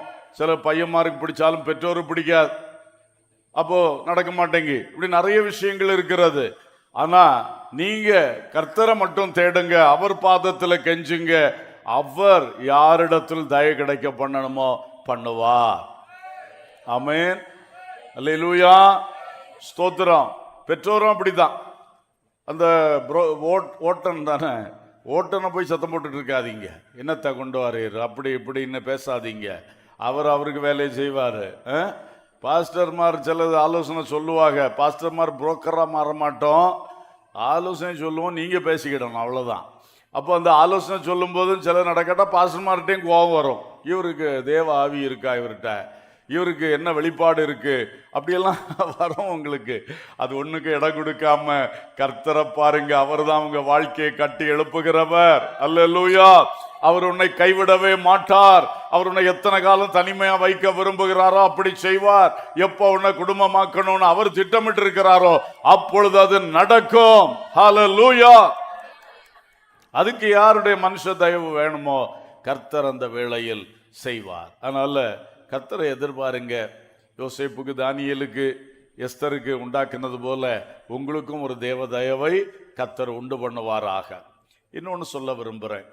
எஸ்தருக்கு எத்தனையோ பெண்கள் போன இடத்துல இவளுக்கு மேலே மட்டும் அந்த ராஜாவுடைய தயவு அதிகமாக வருவதற்கு கர்த்தர் உதவி செய்தார். அதிலே ஒரு நோக்கம் கர்த்தருக்கு இருந்தது. இந்த ராஜா ஒரு நாள் ஒரு கையெழுத்து போட போறான். அந்த கையெழுத்து தேவ ஜனங்களாகிய யூதர்களுக்கு பெரிய ஆபத்தா மாறப்போகுது. அதிலிருந்து அந்த யூத ஜனங்களை விடுவிக்கணும்னா இந்த எஸ்தரை அங்க கொண்டு வைக்கணும்னு சொல்லிதான் கர்த்தர் இந்த தயவை ஏற்பட பண்ணினார். ஹல்லேலூயா. இப்படி தயவு பெற்ற நீங்க இருப்பீங்க. கல்யாண விஷயத்திலும் சரி, வேலை வாய்ப்பிலும் சரி, எத்தனையோ பேர் இன்டர்வியூக்கு வந்திருப்பாங்க, உங்களை செலக்ட் பண்ணியிருப்பாங்க. இப்படி நிறைய காரியத்தில் தயவு பெற்றிருக்கீங்க இல்லையா? நீங்க சிந்திக்கணும், உங்க வாழ்க்கைக்காக மட்டுமல்ல தேவ திட்டத்துக்காகவும் சேர்த்து தான் தேவன் உங்களை அந்த இடத்துல செலக்ட் பண்ண வைத்தார். எத்தனை பேர் ஆமென் சொல்ல முடியும்? இன்னைக்கு நிறைய பேர் செலக்ஷன் ஆன பிறகு தங்களை பற்றியே சிந்திக்கிறார்கள், தேவனை பற்றியோ. அவர் ஏன் எனக்கு இந்த பதவியை தந்திருக்கிறார், ஏன் இந்த வேலையை தந்தார்? எத்தனையோ பேர் காத்திருந்தாங்க, எனக்கு கிடைத்தது. ஏன் எனக்கு இப்படி நல்ல ஒரு விவாகம் நடந்து நல்ல ஒரு வாழ்க்கை ஆண்டவர் ஏற்படுத்தி தந்தார்? அதை சுயத்துல மட்டும் சுயமாக மட்டும் நினைக்காம இதுல தேவ நோக்கம் என்ன? ஹல்லேலூயா. எஸ்தருக்கு அந்த வேலை வந்த பொழுது கரெக்டா முடிவெடுத்தாள். நான் செத்தாலும் சாகிறேன், எனக்காக ராஜ பதவியை பிடிச்சிட்டு இருக்கிறதுக்காக எனக்கு புருஷன் என்ன தள்ளி விடக்கூடாது. ஆளு வஸ்தியை தள்ளி விட்ட ஆளாகும், எப்ப தள்ளுவாருன்னு தெரியாது, அப்படிப்பட்ட மனுஷன். ஆனா தைரியமா நின்னா, செத்தாலும் சாகிறேன், அந்த ராஜாவுடைய கட்டளை மீறி அவர்கிட்ட போய் பேசுவேன் தேவ ஜனத்துக்காக. ஹல்லேலூயா, ஹல்லேலூயா. உங்க வேலையில, உங்க பதவிகள்ல, உங்க கல்வி உயர்வுகளிலே, ஊழியத்தில் உயர்வுகளிலே இது இருக்குதா? நான் என்ன உயர்த்தி இருக்காரு, என்ன அப்படி செஞ்சார் இப்படி செஞ்சார், இந்த நானை வச்சே சிந்திச்சுட்டு போனா உயர்த்தின கர்த்தருடைய நோக்கம் நிறைவேற முடியாது. ஆமென். நீ நான் சொல்றவருக்கு அடுத்த உயர்வுகள் உனக்கு வராது. உன்னை உயர்த்தினதுக்காக கர்த்தர் மனஸ்தாபப்படுவார். சவுல் கர்த்தர் அவனை உயர்த்தினார், அதனால ஏற்றுக்கொள்ளவே முடியல. நானா ஒளிச்சு போய் கிடந்தான். ஆனா அவன் அடுத்தது பதவியில வந்த பிறகு ஃபுல்லா நான் எனக்கு கூட ஓடதுக்கு ஆள் வேணும், நான் போற இடம்லாம் ஜெயஸ்தம்பம் நாட்டணும், கர்த்தருக்கு ஒரு பலிபீடம் கட்டணுமே, அது உடன்படிக்கப்பட்டு அங்க இருக்கு, அதுக்கு ஏதாவது செய்யணுமே. அந்த யோசனைய 40 வருஷம் அவனுக்கு வரலையா. நான் என்று இருந்தான். கடைசியில நானுடைய முடிவு எப்படி இருந்தது? பரிதாபமாக அவன் பெலிஸ்தருக்கு ஒரு பயங்கர ஒரு வீரனாக இருந்தான். பெலிஸ்தவனை கண்டா பயப்படுவாங்க. அப்படி இருந்தவன் பெலிஸ்தர் கையிலே விழுந்து போனான். ஏன்? ஒன்னு ஆண்டவர் உயர்த்தினது, உனக்கு சாமுவேல்கிட்ட சொல்லி தயவை கொடுத்தது சாதாரணமாவா? நீ உனக்கு கொடியேற்றி கொண்டு திரிகிறதுக்கா? உனக்கு பின்னால ஓடுறதுக்கு ஆள் சேர்த்துக்கிட்டு திரிகிறதுக்கா? உனக்கும் உன் மகன் யோனத்தானுக்கும் எல்லாம் ரெடி பண்றதுக்கா? இல்லப்பா, கர்த்தருக்காக நீ செயல்படுவதற்காக. அல்லேலூயா, அல்லேலூயா. தாவீது பாருங்க, அடுத்த ஸ்தானம் இவனுக்கு தானே கிடைச்சு. சவுல் விட்டு இழந்தது இவனுக்கு கிடைச்சது. இவன் கரெக்டா இருந்தான். இவனை கர்த்தர் நல்லா உயர்த்தினார். எப்பவும் கர்த்தருக்கு முதலிடம் கொடுத்தான். அல்லேலூயா. அவன் நாட்டுக்குள்ள வர முடியாம இருந்தான். பிறகு நாட்டுக்குள்ள உட்கார்ந்த உடனே முதல் நினைவு, நான் இன்னைக்கு அரண்மனையில உட்கார்ந்துருக்கேன், என் கர்த்தருடைய உடன்படிக்கை பற்றி திரைச்சீலைக்குள்ள இருக்கே, அதுக்கு ஒரு ஆலயம் இல்லையே, கட்டணுமே என்று யோசித்தான். ஹல்லேலூயா. சவுலின் நாட்களில் அதை தேடாதே போனோமே என்று சொன்னான். இன்றைக்கு உங்களுடைய காரியம் எப்படி இருக்கிறது? எத்தனை பேர் செலக்ட் பண்ணாத இடத்துல உங்களை செலக்ட் பண்ணி உலக பிரகாரமான வேலை, ஊழியம் எதுவும் இருக்கட்டும், ஆனா எதுக்காக? கர்த்தருக்காக. தந்த கர்த்தருக்கு என்ன செஞ்சீங்க? தந்த கர்த்தருக்கு மகிமையா அங்க எப்படி செயல்படுறீங்க? இல்ல மொத்த கர்த்தரை விட்டுட்டு அந்த உயர்வை பிடிச்சுக்கிட்டு அதுக்காக ஞாயிறு ஆராதனை விடணும்னாலும் ரெடி, எதை விடணும்னாலும் ரெடி, கூட்டத்துக்கு போறதே நிறுத்தி விட்டணும்னாலும் ரெடி. எப்படி? சவுலை சிந்தித்துக்கொள். நீ ஒரு தாவீதாக இருக்க வேண்டும் என்று கர்த்தர் விரும்புகிறார். அல்லேலூயா, அல்லேலூயா. கல்யாணமா இருந்தாலும் அப்படிதான். அன்னைக்கு நல்ல வாழ்க்கை தந்திருக்கிறார். அந்த குடும்பத்துக்குள்ள நீங்க கர்த்தருக்காக என்ன சாட்சியா இருக்கிறீங்க? அந்த குடும்பத்தின் ரட்சிப்புக்காக என்ன முயற்சி எடுத்தீங்க? குடும்பத்தின் நல்ல வளர்ச்சிக்காக என்ன செய்யறிய? இல்ல அங்க போயும் எல்லாம் சுயம், நான் மாமியார் எல்லாம் செய்து தரணும், நான் காலை ஆட்டிட்டு சாப்பிட்டுட்டு இருப்பேன். எத்தனை நாள் அப்படி சாப்பிடுவ நீ? மாமியாருக்கு நீ என்ன பணிவிட செய்யணும்? எல்லாம் சேர்த்து தானே கர்த்தர் உன்னை அங்க கொண்டு போனார். மாமனாரை மதிக்கிறியா? எதுக்கு எடுத்தாலும் சும்மா போன், எதுக்கு எடுத்தாலும் சும்மா வாட்ஸ்அப். செய்ய வேண்டிய கடமையை செய்கிறது இல்லை. மகளே, உன் கடமையை செய்வதுக்கு தான் கர்த்தர் உன்னை அங்க கொண்டு போயிருக்கிறார். அடுத்த கட்டம், அதிலிருந்து உன்னை உயர்த்துவார், வளர்த்துவார். அல்லேலூயா, ஸ்தோத்திரம். எல்லா விஷயத்திலையும் தயவு செய்து சிந்திங்க. என்னை கர்த்தர் இவ்வளவு பெரிய தயவு கிடைக்க பண்ணி, எப்படி எனக்கு தயவு கிடைச்சு, எப்படி தயவு கிடைச்சு, அந்த இன்டர்வியூ கமிட்டி எப்படி என்ன தெரிஞ்செடுத்தாங்க, பல விஷயத்துல நான் இல்லையே, தெரிஞ்செடுத்தாங்களே. அப்ப இந்த கம்பெனிக்கு நான் கரெக்டா இருக்கணும், என்னோட இருக்கிறவங்களுக்கு நான் கரெக்டா இருக்கணும். கொண்டு வந்த கர்த்தருக்கு இந்த இடத்துல ஒரு சாட்சியா நிக்கணும். அல்லேலூயா, அல்லேலூயா, ஸ்தோத்திரம். அடுத்து தானியேல் வாழ்க்கையில உள்ள காரியத்தை பார்ப்போம். தானியேல் 1ஆம் அதிகாரம் 8-9 வாசிங்க. தானியேல் ராஜாவின் போஜனத்தினாலும் அவர் பானம் பண்ணும் திராட்சரசத்தினாலும் தன்னை தீட்டுப்படுத்தல் ஆகாதென்று தன் இருதயத்தில் தீர்மானம் பண்ணிக்கொண்டு தன்னை தீட்டுப்படுத்தாதபடி பிரதானிகளின் தலைவனிடத்தில் வேண்டிக் கொண்டான். தேவன் தானியேலுக்கு பிரதானிகளின் தலைவனிடத்தில் தயவும் இரக்கமும் கிடைக்கும்படி செய்தார். அல்லேலூயா. இந்த தானியேல் இந்த ராஜபோஜனத்தால் நான் தீட்டுப்படக்கூடாது, நான் தேவ பிள்ளை, இது ராஜபோஜனம் சரியில்லை, இதனால தீட்டுப்படக்கூடாதுன்னு ஒரு தீர்மானம் செஞ்சான். அந்த தீர்மானம் செஞ்சுட்டு அதுக்காக அந்த அதிகாரிகிட்ட அவன் பேசினான். அப்போ அந்த அதிகாரி இதை அலோவ் பண்ணவே முடியாது, ஏன்னா இது ராஜ கட்டளை. இந்த அதிகாரி இவன் கேட்கறது மாதிரி இவனுக்கு பருப்பும் மரக்கறியும் மட்டும் கொடுத்தா, இவன் முகம் வாடி இருந்தா ராஜா அதிகாரியை விட மாட்டான், சரிதானே? அப்ப அந்த அதிகாரிக்கே ஆபத்து. ஆனா பாருங்க, இந்த எங்கிருந்தோ வந்த அந்நிய வாலிபன், அடிமை வாலிபன், அவன் கேட்குறான், இந்த சாப்பாடு எனக்கு வேண்டாம், நீங்க எனக்கு நான் கேட்குற சாப்பாடை தாங்க. அவன் உள்ளத்துல இவனுக்கு தயை கிடைக்கும்படி செய்தார். அல்லேலூயா, அல்லேலூயா, ஸ்தோத்திரம். சாப்பாடே பேசுவோம் முதல்ல. ஹாஸ்டல் சாப்பாடு பிடிக்கல, அந்த சாப்பாடு பிடிக்கல, மாமியார் வீட்டில் போனா அந்த சாப்பாடு பிடிக்கல, மனைவி வைக்கிற சாப்பாடு அம்மா வச்சு தர மாதிரி இல்லை. ஆனா இதெல்லாம் பேசுறது தப்பு கிடையாது, உறவுகளுக்குள்ள உரிமை உண்டு. ஆனா பேசுனா சில இடங்கள்ல நடக்கும், சில இடங்கள்ல அதனாலே அடுத்த பெரிய தொல்லைகள் உண்டாகும். வேணும்னே செய்வார்கள், வேணும்னே உனக்கு பிடிக்காதது தருவார்கள். என்ன செய்ய? ஆனா அவங்களுடைய தயை கிடைத்தால் நீங்க கேட்டது உங்களுக்கு கிடைக்க செய்வார். அல்லேலூயா.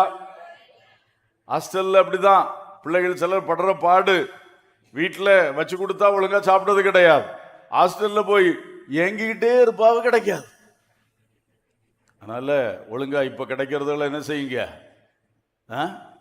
டேய் உங்கள்கிட்ட சொல்றேன், இப்ப கிடைக்கிறத ஒழுங்கா என்ன செய், சாப்பிடு. அதை ஒதுக்கி வைக்கிறது, இதை ஒதுக்கி வைக்கிறது, ஒதுக்கி வைக்கிறதெல்லாம் ஹாஸ்டல்ல ரெடியா இருக்கும் உனக்கு. இப்போ அதுதான் சாப்பிட்டுட்டு கிடப்ப நீ. அதனால இப்பவுமே ஒழுங்காரு. நீங்க இந்த மாதிரி காரியத்திலையும் கர்த்தர் உதவி செய்வார். ஹல்லேலூயா.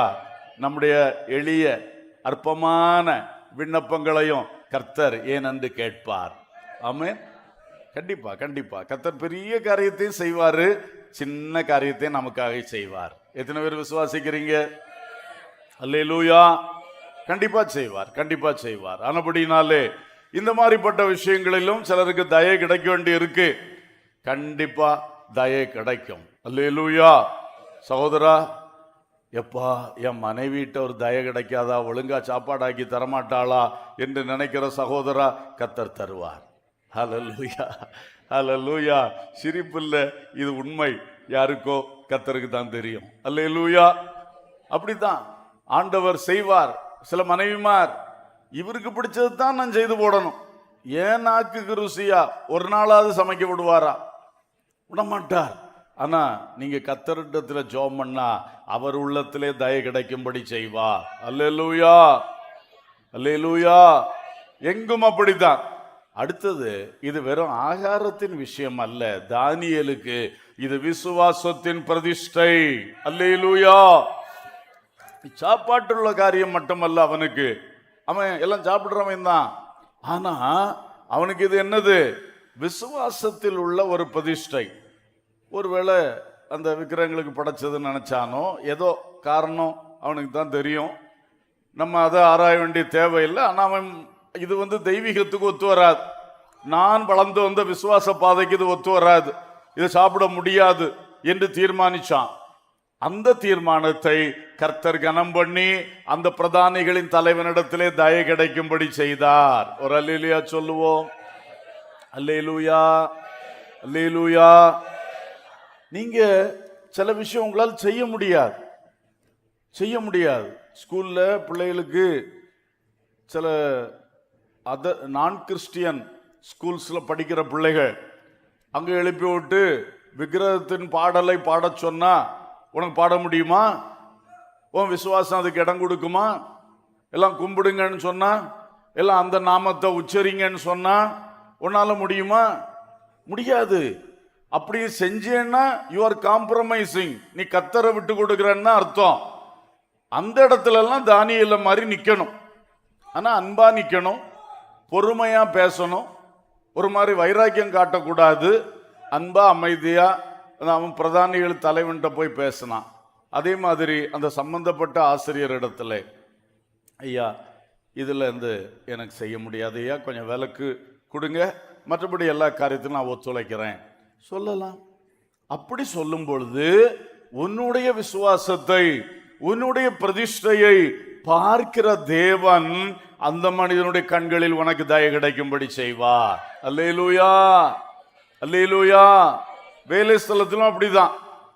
அந்த அந்நிய மதத்தின் காரியங்களுக்கு காசு கொடு, அதுல நீயும் வந்து பங்கு பெறணும், இல்லைன்னா உனக்கு வேலையில பிரச்சனை வரும் என்று சொல்லும் பொழுது நாம் அதுல விசுவாசமா தைரியமா நிக்க வேண்டியது இருக்கு.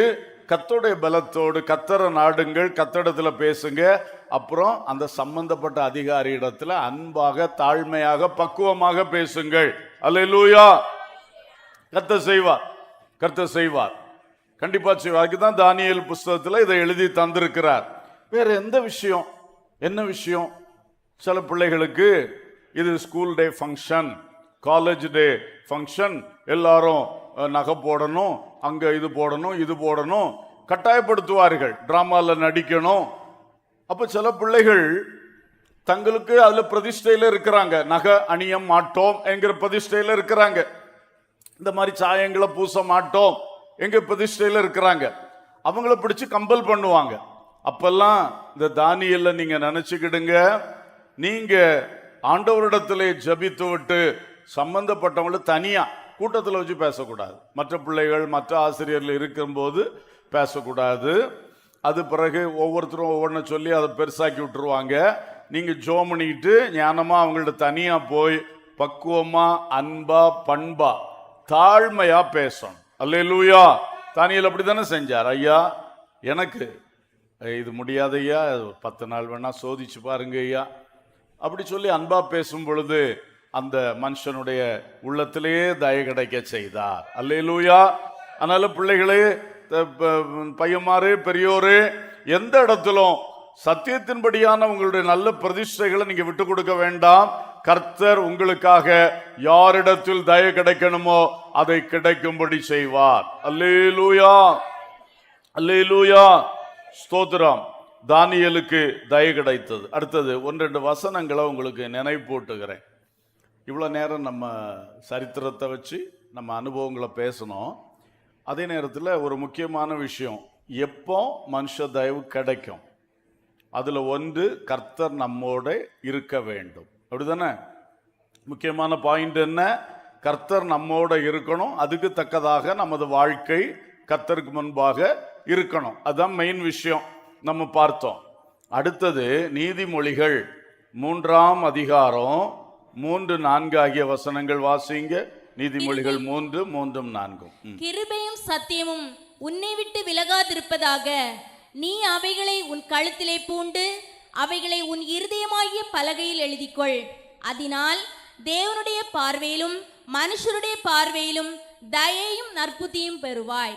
அல்லேலூயா. நீ தேவனுடைய பார்வையிலும் மனுஷருடைய பார்வையிலும் தயவை பெறுவாய். எப்போ பெறுவாய்? கிருபை உன்னை விட்டு விலகக்கூடாது, சத்தியம் உன்னை விட்டு என்ன செய்யக்கூடாது? விலகக்கூடாது. இந்த ரெண்டையும் நீ கவனிச்சுக்க.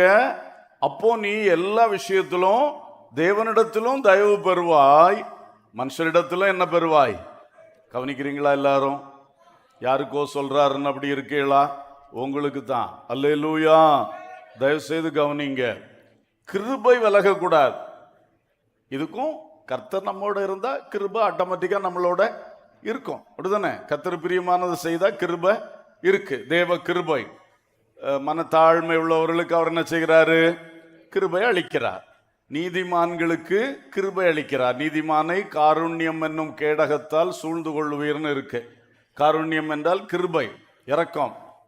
அப்போ தேவனுக்கு முன்பாக ரட்சிக்கப்பட்டு ஞானஸ்நானம் பெற்று வசனத்தின்படி நடக்கிற நீதிமான்கள், அந்த நீதிமான்களாக இருந்தால் நமக்கு காருண்யம், கிருபை உண்டு.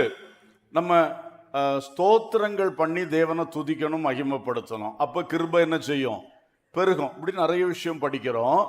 அதனால இந்த கிருபையை விட்டு விலகிடாத. கிருபை உன்னை விட்டு விலகாதிருப்பதாக, நீ கிருபையை விட்டு என்ன செய்யாதிருப்பாயாக? விலகாதிருப்பாயாக. தேவனுடைய கிருபை இல்லாட்டா எதுவும் நடக்காது. அல்லேலூயா. ஒரு சிலர் பிரசங்கத்தை விட்டு வெளியே போயிட்டீங்கன்னு எனக்கு ஆவியில் ஒரு டிஸ்டர்பன்ஸாக இருக்கு. தயவு செய்து உங்களுக்காக ஆண்டவர் சொல்ற வார்த்தைகளை நீங்க களைஞ்சிட்டு போயிடாதீங்க. ஏற்றுக்கொள்ளுங்கள், எடுத்துக்கொள்ளுங்கள், கவனம் செலுத்துங்கள். அல்லேலூயா.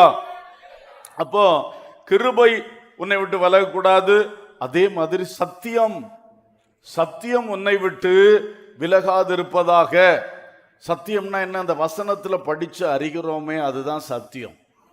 வசனங்கள்ல த ட்ரூத், உண்மை ஏது என்று எழுதி இருக்கு. அந்த உண்மை தான் சத்தியம். நம்ம சத்தியம்னு சொல்றது என்ன? த ட்ரூத், உண்மை. தேவனை பற்றி நிறைய கருத்து இருக்கு. எது உண்மை? வசனம் சொல்லி தருது. சரியா? மோட்சத்தை பற்றி பல கருத்து மனுஷனுக்குள்ள இருக்குது. எது உண்மையான மோட்சம்? வசனம் சொல்லி தருது. இப்படியே எடுத்துட்டு போனா எல்லா விஷயத்திலையும் உண்மை ஏது? நீ ரட்சிக்கப்படணும். ரட்சிக்கப்படுவதற்கு ஒவ்வொரு மதமும் ஒவ்வொருத்தரும் ஒவ்வொரு சொல்லுவாங்க.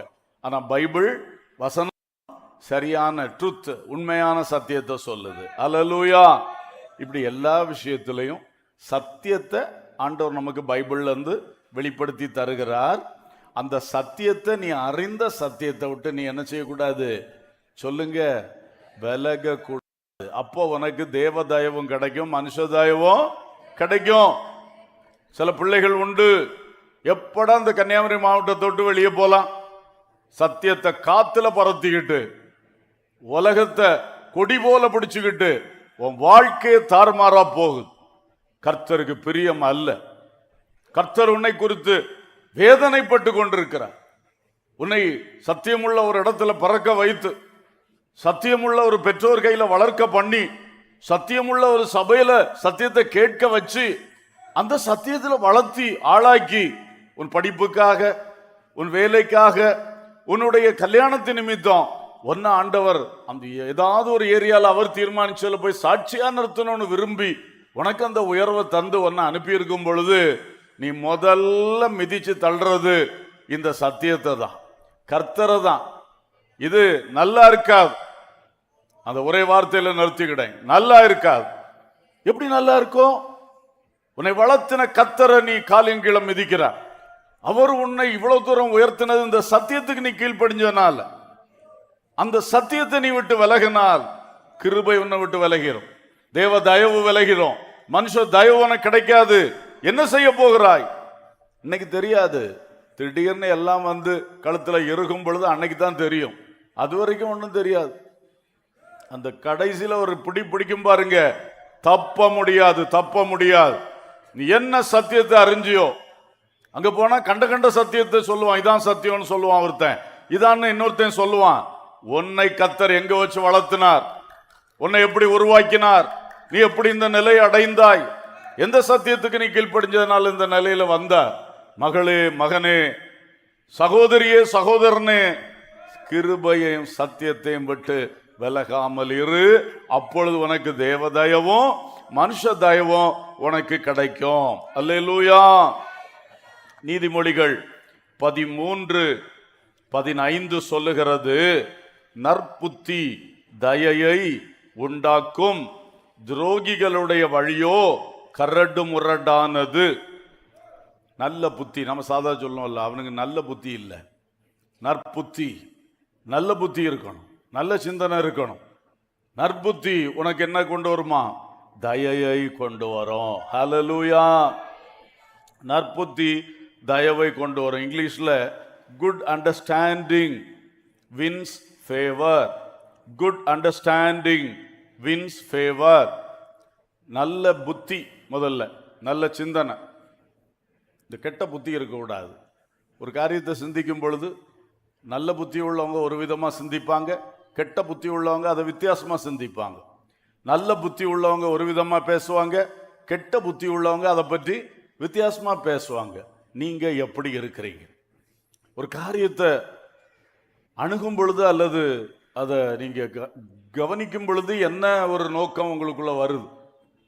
ஒரு காரியத்தை பற்றி அடுத்த ஆள்கிட்ட பேசும் பொழுது என்ன பேச்சு வருது? நற்புத்தி இருக்கா? நற்புத்தி இருந்தா மனுஷருடைய தயவு கிடைக்கும். அல்லேலூயா, அல்லேலூயா. ஆமா, துரோகிகள் என்று அடுத்தது சொல்லி இருக்கு. அப்படி இருக்கக்கூடாது.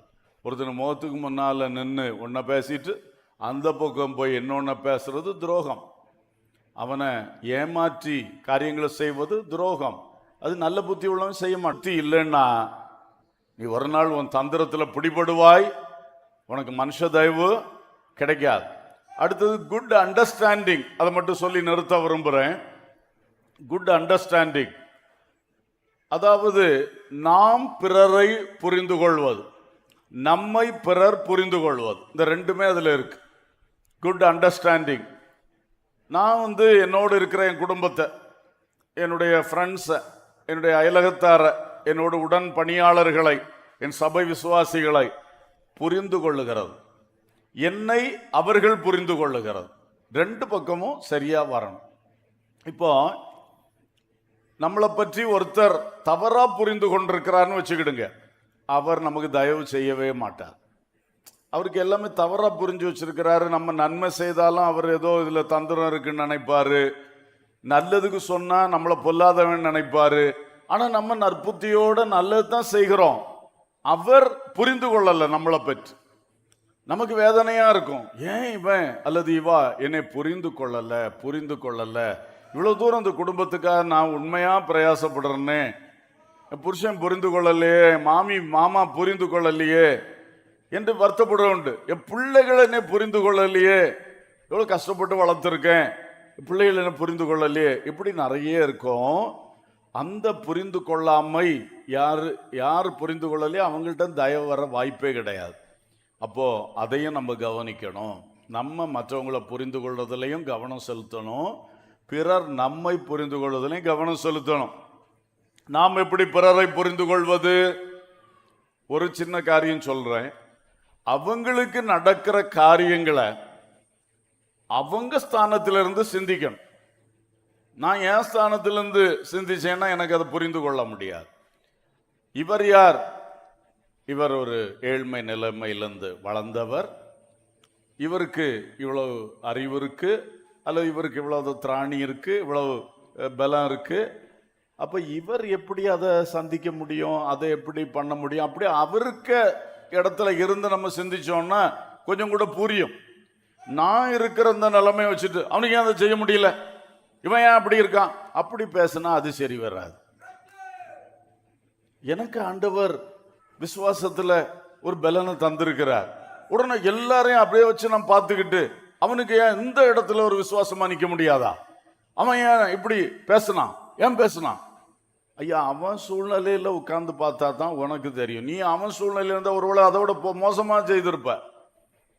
இதனாலதான் நிறைய இடத்துல புரிந்து கொள்ளாமை. அப்ப நீங்க அவங்களுக்கு தயவு பண்ண முடியாது. ரெண்டாவது, உங்களை அவங்க புரிஞ்சு கொள்ளணும். இதுக்கு சில இடத்துல நீங்க பாத்தீங்கன்னா உங்களுக்கு தெரியும், நான் உண்மை உள்ளவனாய் இருக்கிறது மட்டுமல்ல, நான் அவர்களுக்கு உண்மையாய் இருக்கிறேன் என்பதை சில இடத்துல கொஞ்சம் காட்ட வேண்டியதும் வருமா வராதா? நான் உண்மையா இருந்தாலும் சில இடத்துல அதை காட்டினா தான் அவங்களுக்கு புரியும். இப்போ கொரிந்தியர்ல பவுல் சொல்லுவார், 2 கொரிந்தியர் 2:8 நினைக்கிறேன், உங்கள் அன்பை அவனுக்கு காண்பீங்கள் சொல்லுவார். அன்பு செலுத்து, அன்பு கூறு என்று மட்டுமல்ல, அந்த விஷயத்துல வரும்போது சொல்லுவாரு, உங்களுடைய அன்பை அவனுக்கு நீங்க என்ன செய்யணும், காட்டணும். அப்பதான் அவன் புரிஞ்சுக்கிடுவான், நீங்க அவனை நேசிக்கிறீங்கன்னு சொல்லி அவன் புரிஞ்சுக்கிடுவான். இல்லைன்னா உங்களை அவன் தவறா புரிஞ்சுக்கிடுவான். அப்போ உங்களுடைய அன்பை அவனுக்கு காண்பீங்கள். சில விஷயம் அப்படிதான். மனைவியை பற்றி கணவனுக்கு ஒரு புரிந்து கொள்ளாம இருக்குன்னா, மனைவி தனிமையில் கணவனிடத்தில் சில காரியங்களை பேசணும். சில காரியங்களை அமைதியா இருக்கும்போது, அன்பா இருக்கும்போது நீங்க பேசணும், தாழ்மையா பேசணும், அன்பா பேசணும். அப்பதான் அவர் புரிந்து கொள்ளுவார். உங்க உண்மை நிலைமை அவர் காட்டினா தானே அவருக்கு புரிந்து கொள்ள முடியும்.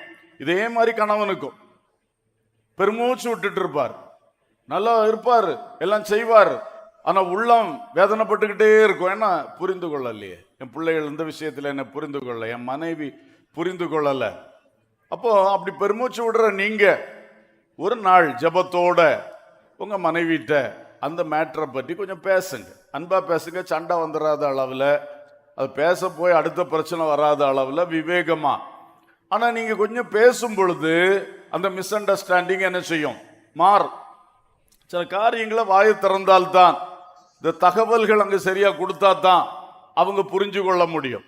நான் அப்படி இருக்கேன் இப்படி இருக்கேன், நான் இதை விரும்புகிறேன், யாரும் அதை புரிஞ்சுக்கிடல, இந்த காரியம் வந்தால் என்ன செய்யணும்னு இவங்களுக்கு தெரியல. எப்படி தெரியும்? நீங்கள் பேசுங்க, நீங்கள் சொல்லி கொடுங்க, நீங்கள் அதை வெளிப்படுத்துங்க, தகவல் தொடர்பை நல்லா வைங்க, கம்யூனிகேஷன், நல்ல ஒரு பேச்சுவார்த்தைகள் வரும் பொழுது அந்த அண்டர்ஸ்டாண்டிங் நல்லா பெருகும். அல்லேலூயா, அல்லேலூயா, ஸ்தோத்திரம். அது மாதிரி ஒருத்தர் முகபாவனைகள், பாடி லாங்குவேஜ், உடல் மொழிகள், இதெல்லாம் கொஞ்சம் அப்சர்வ் பண்ணுங்க. அதுல நிறைய புரிஞ்சுக்கிட முடியும். கர்த்தருக்கு ஸ்தோத்திரம். இப்படி புரிந்து கொள்ளுதல் ரொம்ப ரொம்ப தேவை. நான் கல்யாண வீட்டில் சொல்லுவேன், அந்த கணவனும் மனைவியும் 2 பேர் இணைகிறாங்க, ஒன்றா வாழ போகிறாங்க, ஒருத்தரை பற்றி ஒருத்தர் தெரியாது. அப்படி இருக்கும்போது ஆரம்பத்திலே கல்யாணம் ஆன உடனே நல்லா பேசணும், பேசி பேசி பேசி வரும்போது 2 பேரும் மாறி மாறி நல்லா புரிந்து கொள்ளலாம், அண்டர்ஸ்டாண்டிங். அடுத்தது பேசினா மட்டும் போது அப்சர்வ் பண்ணணும். அவன் முகம் எதை பேசும்போது எப்படி போகுது, அவருடைய முகம் எதை செய்யும் போது எப்படி போகுது. ஏன்னா எல்லாரும் எல்லாம் பேச மாட்டாங்க, ஆனால் அவங்க முகத்தினுடைய அந்த முகபாவனைகள், ஃபேஷியல் எக்ஸ்பிரஷன்ஸ், பாடி லாங்குவேஜ் சொல்லுவாங்கல்ல, சில இப்படி பேசிகிட்டே இருக்கும்போது திடீர்னு, இது ஒரு பாடி லாங்குவேஜ். இப்படி திடீர்னு கையை வச்சா அது ஏன் வச்சாரு, ஏன் அவங்க இப்படி வச்சாங்க இல்லையா, திடீர்னு அப்படி இருக்கிற சீட்டில் இருந்து அப்படி நெளிஞ்சிருவார். அப்போ இந்த வார்த்தை அவங்களுக்கு சகிக்கலைன்னு அர்த்தம். இது மாதிரி பாடி லாங்குவேஜஸ் நிறைய இருக்கு. இதையெல்லாம் கொஞ்சம் by listening and by observing, கேட்கறது காது கொடுத்து அதனால புரிந்து கொள்ளலாம், நல்லா அப்சர்வ் பண்றது அதனால புரிந்து கொள்ளலாம். கணவன் மனைவிக்கு மட்டும் இல்லை, எல்லாருக்கும் அப்படிதான். எல்லாரும் கொஞ்சம் கவனம் செலுத்தினா நிறைய காரியம் மற்றவங்களை பற்றி நம்ம புரிஞ்சுக்கிடலாம். நம்மளும் அது மாதிரி நல்லா பேசினா அவங்களும் நம்மளை பற்றி புரிஞ்சுக்கிடலாம். அல்லேலூயா. கர்த்தர் உங்களை ஆசீர்வதிப்பாராக. மனுஷ தயவு உங்களுக்கு கிடைக்கும்படி கர்த்தர் அனுகிரகம் செய்வாராக. எல்லாரும் கண்களை மூடி கர்த்தரை நோக்கி பார்ப்போம். நான் சொன்ன காரியங்களை ஒரு விசை நினைப்பூட்டும் பொழுது தயவாக வாய் திறந்து ஜெபித்து விட்டு நாம ஜெபித்து முடிக்கலாம். எல்லாரும் கண்களை மூடுங்கள். திரும்பவும் சொல்லுகிறேன், பேக் பைபிள் எல்லாம் அங்கே வைங்க, கண்களை மூடுங்கள், அப்படியே ஜெபம் பண்ணுங்க. அது ரொம்ப நல்லது, ரொம்ப நல்லது. கண்களை மூடி ஆண்டவரே என்று பேச ஆரம்பிங்க. எல்லாரும் பேசுங்க. ஆமென். எனக்கு மனுஷ தயவத்தார், அதைத்தான் இப்போ கேட்கணும். கேளுங்க வாய் திறந்து. எனக்கு மனுஷ தயவத்தார். எப்போ அது தேவைப்படுதோ அப்போ தார். எந்த காரியத்திலே அது தேவைப்படுகிறதோ தாருமையா, தாருமையா. எல்லாரும் கேளுங்க. சும்மா ஏனோ தானோன்னு விட்டுட்டு போகாதீங்க. மனுஷ தயவு நமக்கு பல நிலைகளில் தேவைப்படுகிறது. அதை பற்றி வசனத்தை தியானித்த இந்த நேரத்திலே கண்டிப்பாக வாய் திறந்து எனக்கு மனுஷர் தயவை தாரும் தாரும் என்று கேளுங்கள். ஆண்டவரே மனுஷ தயவை தார், மனுஷ தயவை எனக்கு தார். படிக்கிற பிள்ளைகள்லாம் கேளுங்க. புதிய ஸ்கூலுக்கு போக போறீங்க, புதிய கல்வியாண்டில் போக போறீங்க. அங்கே உள்ள மாணவர்களுடைய தயவு தேவை, ஆசிரியருடைய தயவு தேவை. ஆஃபீஸில் அங்கே இருப்பாங்க, பியூனாக இருப்பார் ஒருத்தர், ஆயாக்கள் இருப்பாங்க, எல்லாருடைய தயவும் உனக்கு தேவை. ஹல்லேலூயா. வீட்டிலே யாருடைய தயவு சரியா கிடைக்காம இருக்கு, புருஷனா, மனைவியா, அப்பாவா, அம்மாவா, கேளுங்க. இப்பொழுது கர்த்தர் தருவார், கர்த்தர் தருவார். ஹல்லேலூயா. கர்த்தரோடு இருக்கணும், கர்த்தர் நம்மோடு இருக்கணும். அதான் முக்கிய பாயிண்ட், மறந்துடவே கூடாது. என் கர்த்தர் என்னோடு இருக்க வேண்டும், நான் எப்பொழுதும் கர்த்தரோடு இருக்க வேண்டும். ஹல்லேலூயா. கிருபையை சத்தியத்தை விட்டு நான் விலகக்கூடாது, கிருபையும் சத்தியமும் என்னை விட்டு விட்டுறவும் கூடாது. ஹல்லேலூயா. கர்த்தர் கிருபை செய்வாராக. நற்புத்தியும் நல்ல புரிந்து கொள்ளுதலும் எனக்கு வேணும். தேவனே நற்புத்தியை தார், நல்ல புரிந்து கொள்ளுதலை எனக்கு தார், தாரும் தாரும். ஹல்லேலூயா. எனக்கு மனுஷ தயவு வேணும். அதனால நானும் எந்த ஆளுக்கு என்கிட்ட இருந்து தயவு வேணுமோ அப்ப தயவு காட்டுவேன்னு சொல்லுங்க. நீ கொடுத்தா தானே உனக்கு கிடைக்கும். நீ விதைக்கிறத தானே நீ அறுவடை செய்ய முடியும். உன்னிடத்தில் தயவை எதிர்பார்க்கிறவங்களுக்கு நீ தயவு செய், அப்பொழுது உனக்கும் தயவு கிடைக்கும். இரக்கமுள்ளவனுக்கு இரக்கமுள்ள நியாய தீர்ப்பு கிடைக்கும். ஹல்லேலூயா. கடின உள்ளம் வேண்டாம். ஸ்தோத்திரம், ஸ்தோத்திரம். இந்த வார்த்தையும் கூட எல்லாரும் சொல்லுங்க. ஆண்டவரே, நான் பலருக்கு தயவு செய்கிறவளாய், ஆமென், நான் ஒரு தயவுள்ளவனாய் என்னை மாற்றும் அப்பா, தயவுள்ளவளாய் என்னை மாற்றும் அப்பா. ஹல்லேலூயா, ஹல்லேலூயா. தயவுள்ளவனுக்கு நீர் தயவுள்ளவர், உத்தமனை நீர் உயர்த்திடுவீர். தயவுள்ளவர், உத்தமனை நீர் உயர்த்திடுவீர். புனிதரல்லோ, புனிதனுக்கு நீர் புனிதரந்தோ.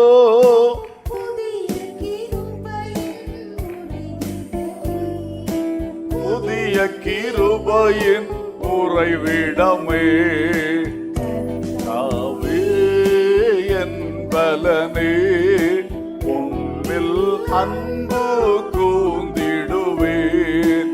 கர்த்தாவே என் பலனே, உம்மில் அன்பு கூர்ந்திடுவேன்.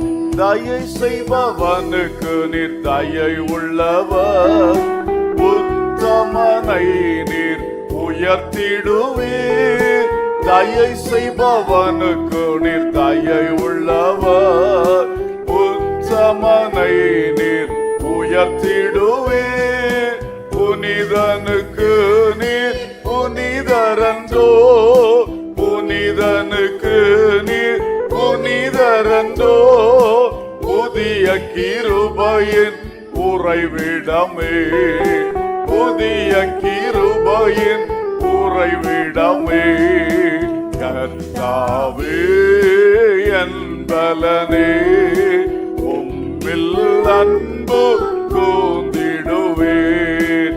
கர்த்தாவே என் பலனே, உம்மில் அன்பு கூர்ந்திடுவேன். கரங்களை தட்டி கர்த்தருக்கு ஸ்தோத்திரம் சொல்லுவோம். நல்ல ஸ்தோத்திரம் சொல்லுவோம். ஆமென். தேவ தயவு அதில் அதிகமாய் விருத்தி அடைய கிருபை தருகிறதற்காய் ஸ்தோத்திரம். மனித தயவிலும் அதிகமாய் விருத்தி அடைய கிருபை தருகிறதற்காய் ஸ்தோத்திரம், ஸ்தோத்திரம், ஸ்தோத்திரம், ஸ்தோத்திரம், ஸ்தோத்திரம், ஸ்தோத்திரம். ஹல்லேலூயா, ஹல்லேலூயா. அன்புள்ள பிதாவே, நல்ல தகப்பனே, நாங்கள் உம்மை துதிக்கிறோம், வாழ்த்துகிறோம், ஸ்தோத்திரிக்கிறோம். அப்பா, இயேசு கிறிஸ்து இந்த உலகத்தில் வாழ்ந்த பொழுது மனிதர் தயவிலும் தேவ தயவிலும் அதிகமாய் விருத்தி அடைந்தீர் என்று பார்க்கிறோம். அப்பா, அந்த யோசேப்புக்கு, அந்த தானியலுக்கு, அந்த எஸ்தருக்கெல்லாம் விளங்கின அந்த மனித தயவுக்காக ஸ்தோத்திரம். நீர் விளங்க பண்ணின அந்த மனித தயவுகளுக்காக ஸ்தோத்திரம். அப்பா, அவர்களை உயர்த்தி வைத்ததே அப்பா, மேன்மைப்படுத்தினதே அப்பா, பிரதிஷ்டைகளில் நிலை நிற்க வைத்ததே தகப்பனே. ஆமீன். வேண்டிய நன்மைகள் யாவும் அவர்களுக்கு தரப்பட்டது. பற்பல நன்மைகள், பற்பல காரியங்கள், மனுஷ தயவை அவ்வப்போது நேரிட பண்ணி கர்த்தர் வழிநடத்தினீர் ராஜா, வழிநடத்தினீர் ராஜா. அதுபோல எங்களுக்கும் செய்யும் அப்பா. இன்றைக்கு உங்களுடைய பிள்ளைகள் எந்த காரியத்தில் ஒரு மனுஷ தயவு கிடைக்காதா, ஒரு வழி திறக்காதா, எனக்கு இந்த காரியம் நடக்காதா என்று மிகுந்த மனவேதனையோடு ஏக்கத்தோடு கேட்டுக்கொண்டிருக்கிறாங்களோ, அதுக்கு நீங்க யாரை தயாரித்து வைத்திருக்கிறீங்க, யாரை ரெடி பண்ணி வச்சிருக்கீங்க, அந்த மனுஷனுடைய உள்ளம் திறக்கட்டும் என்று ஜெபிக்கிறோம். அவனிடத்திலிருந்து தேவன் நினைத்த கிரியை வரட்டும் என்று ஜெபிக்கிறோம். கர்த்தாவே, எந்த காரியத்துக்கும் நீங்க செய்ய வேண்டியதை நீங்க செய்வீங்க. மனுஷன் செய்ய வேண்டியதை அவனுடைய உள்ளத்துல தயை உண்டாக்கி செய்ய வைப்பீங்கப்பா. இந்த விசுவாசம் எல்லா உள்ளங்களிலும் வரட்டும். இன்றைக்கு அவர்கள் எந்த சூழ்நிலையில வந்தாங்களோ அதிலே ஒரு அற்புதம் நடக்கட்டும் என்று வேண்டிக் கொள்ளுகிறோம். வாழ்நாளெல்லாம் இந்த தேவ தயவும் மனுஷ தயவும் பெருகட்டும் என்று ஜெபிக்கிறோம். சகல துதியும் கனமும் மகிமையும் உமக்கே நாங்கள் ஏறெடுக்கின்றோம். இயேசுவின் நாமத்தில் கேட்கிறோம் ஜீவனுள்ள பிதாவே, ஆமேன். என் ஆத்மாவே கர்த்தரை ஸ்தோத்திரி, என் முழு உள்ளமே அவருடைய பரிசுத்த நாமத்தை ஸ்தோத்திரி. என் ஆத்மாவே கர்த்தரை ஸ்தோத்திரி, அவர் செய்த சகல உபகாரங்களை மறவாதே. ஆமென். நம்முடைய கர்த்தராகிய இயேசு கிறிஸ்துவின் கிருபையும் பிதாவாகிய தேவனுடைய அன்பும் பரிசுத்த ஆவியானுடைய ஐக்கியமும் சிநேகமும் வழிநடத்துதலும் பாதுகாவலும் நம் அனைவரோடும் சகல பரிசுத்தவான்களோடும் சதா காலங்களிலும் இருப்பதாக. ஆமென்.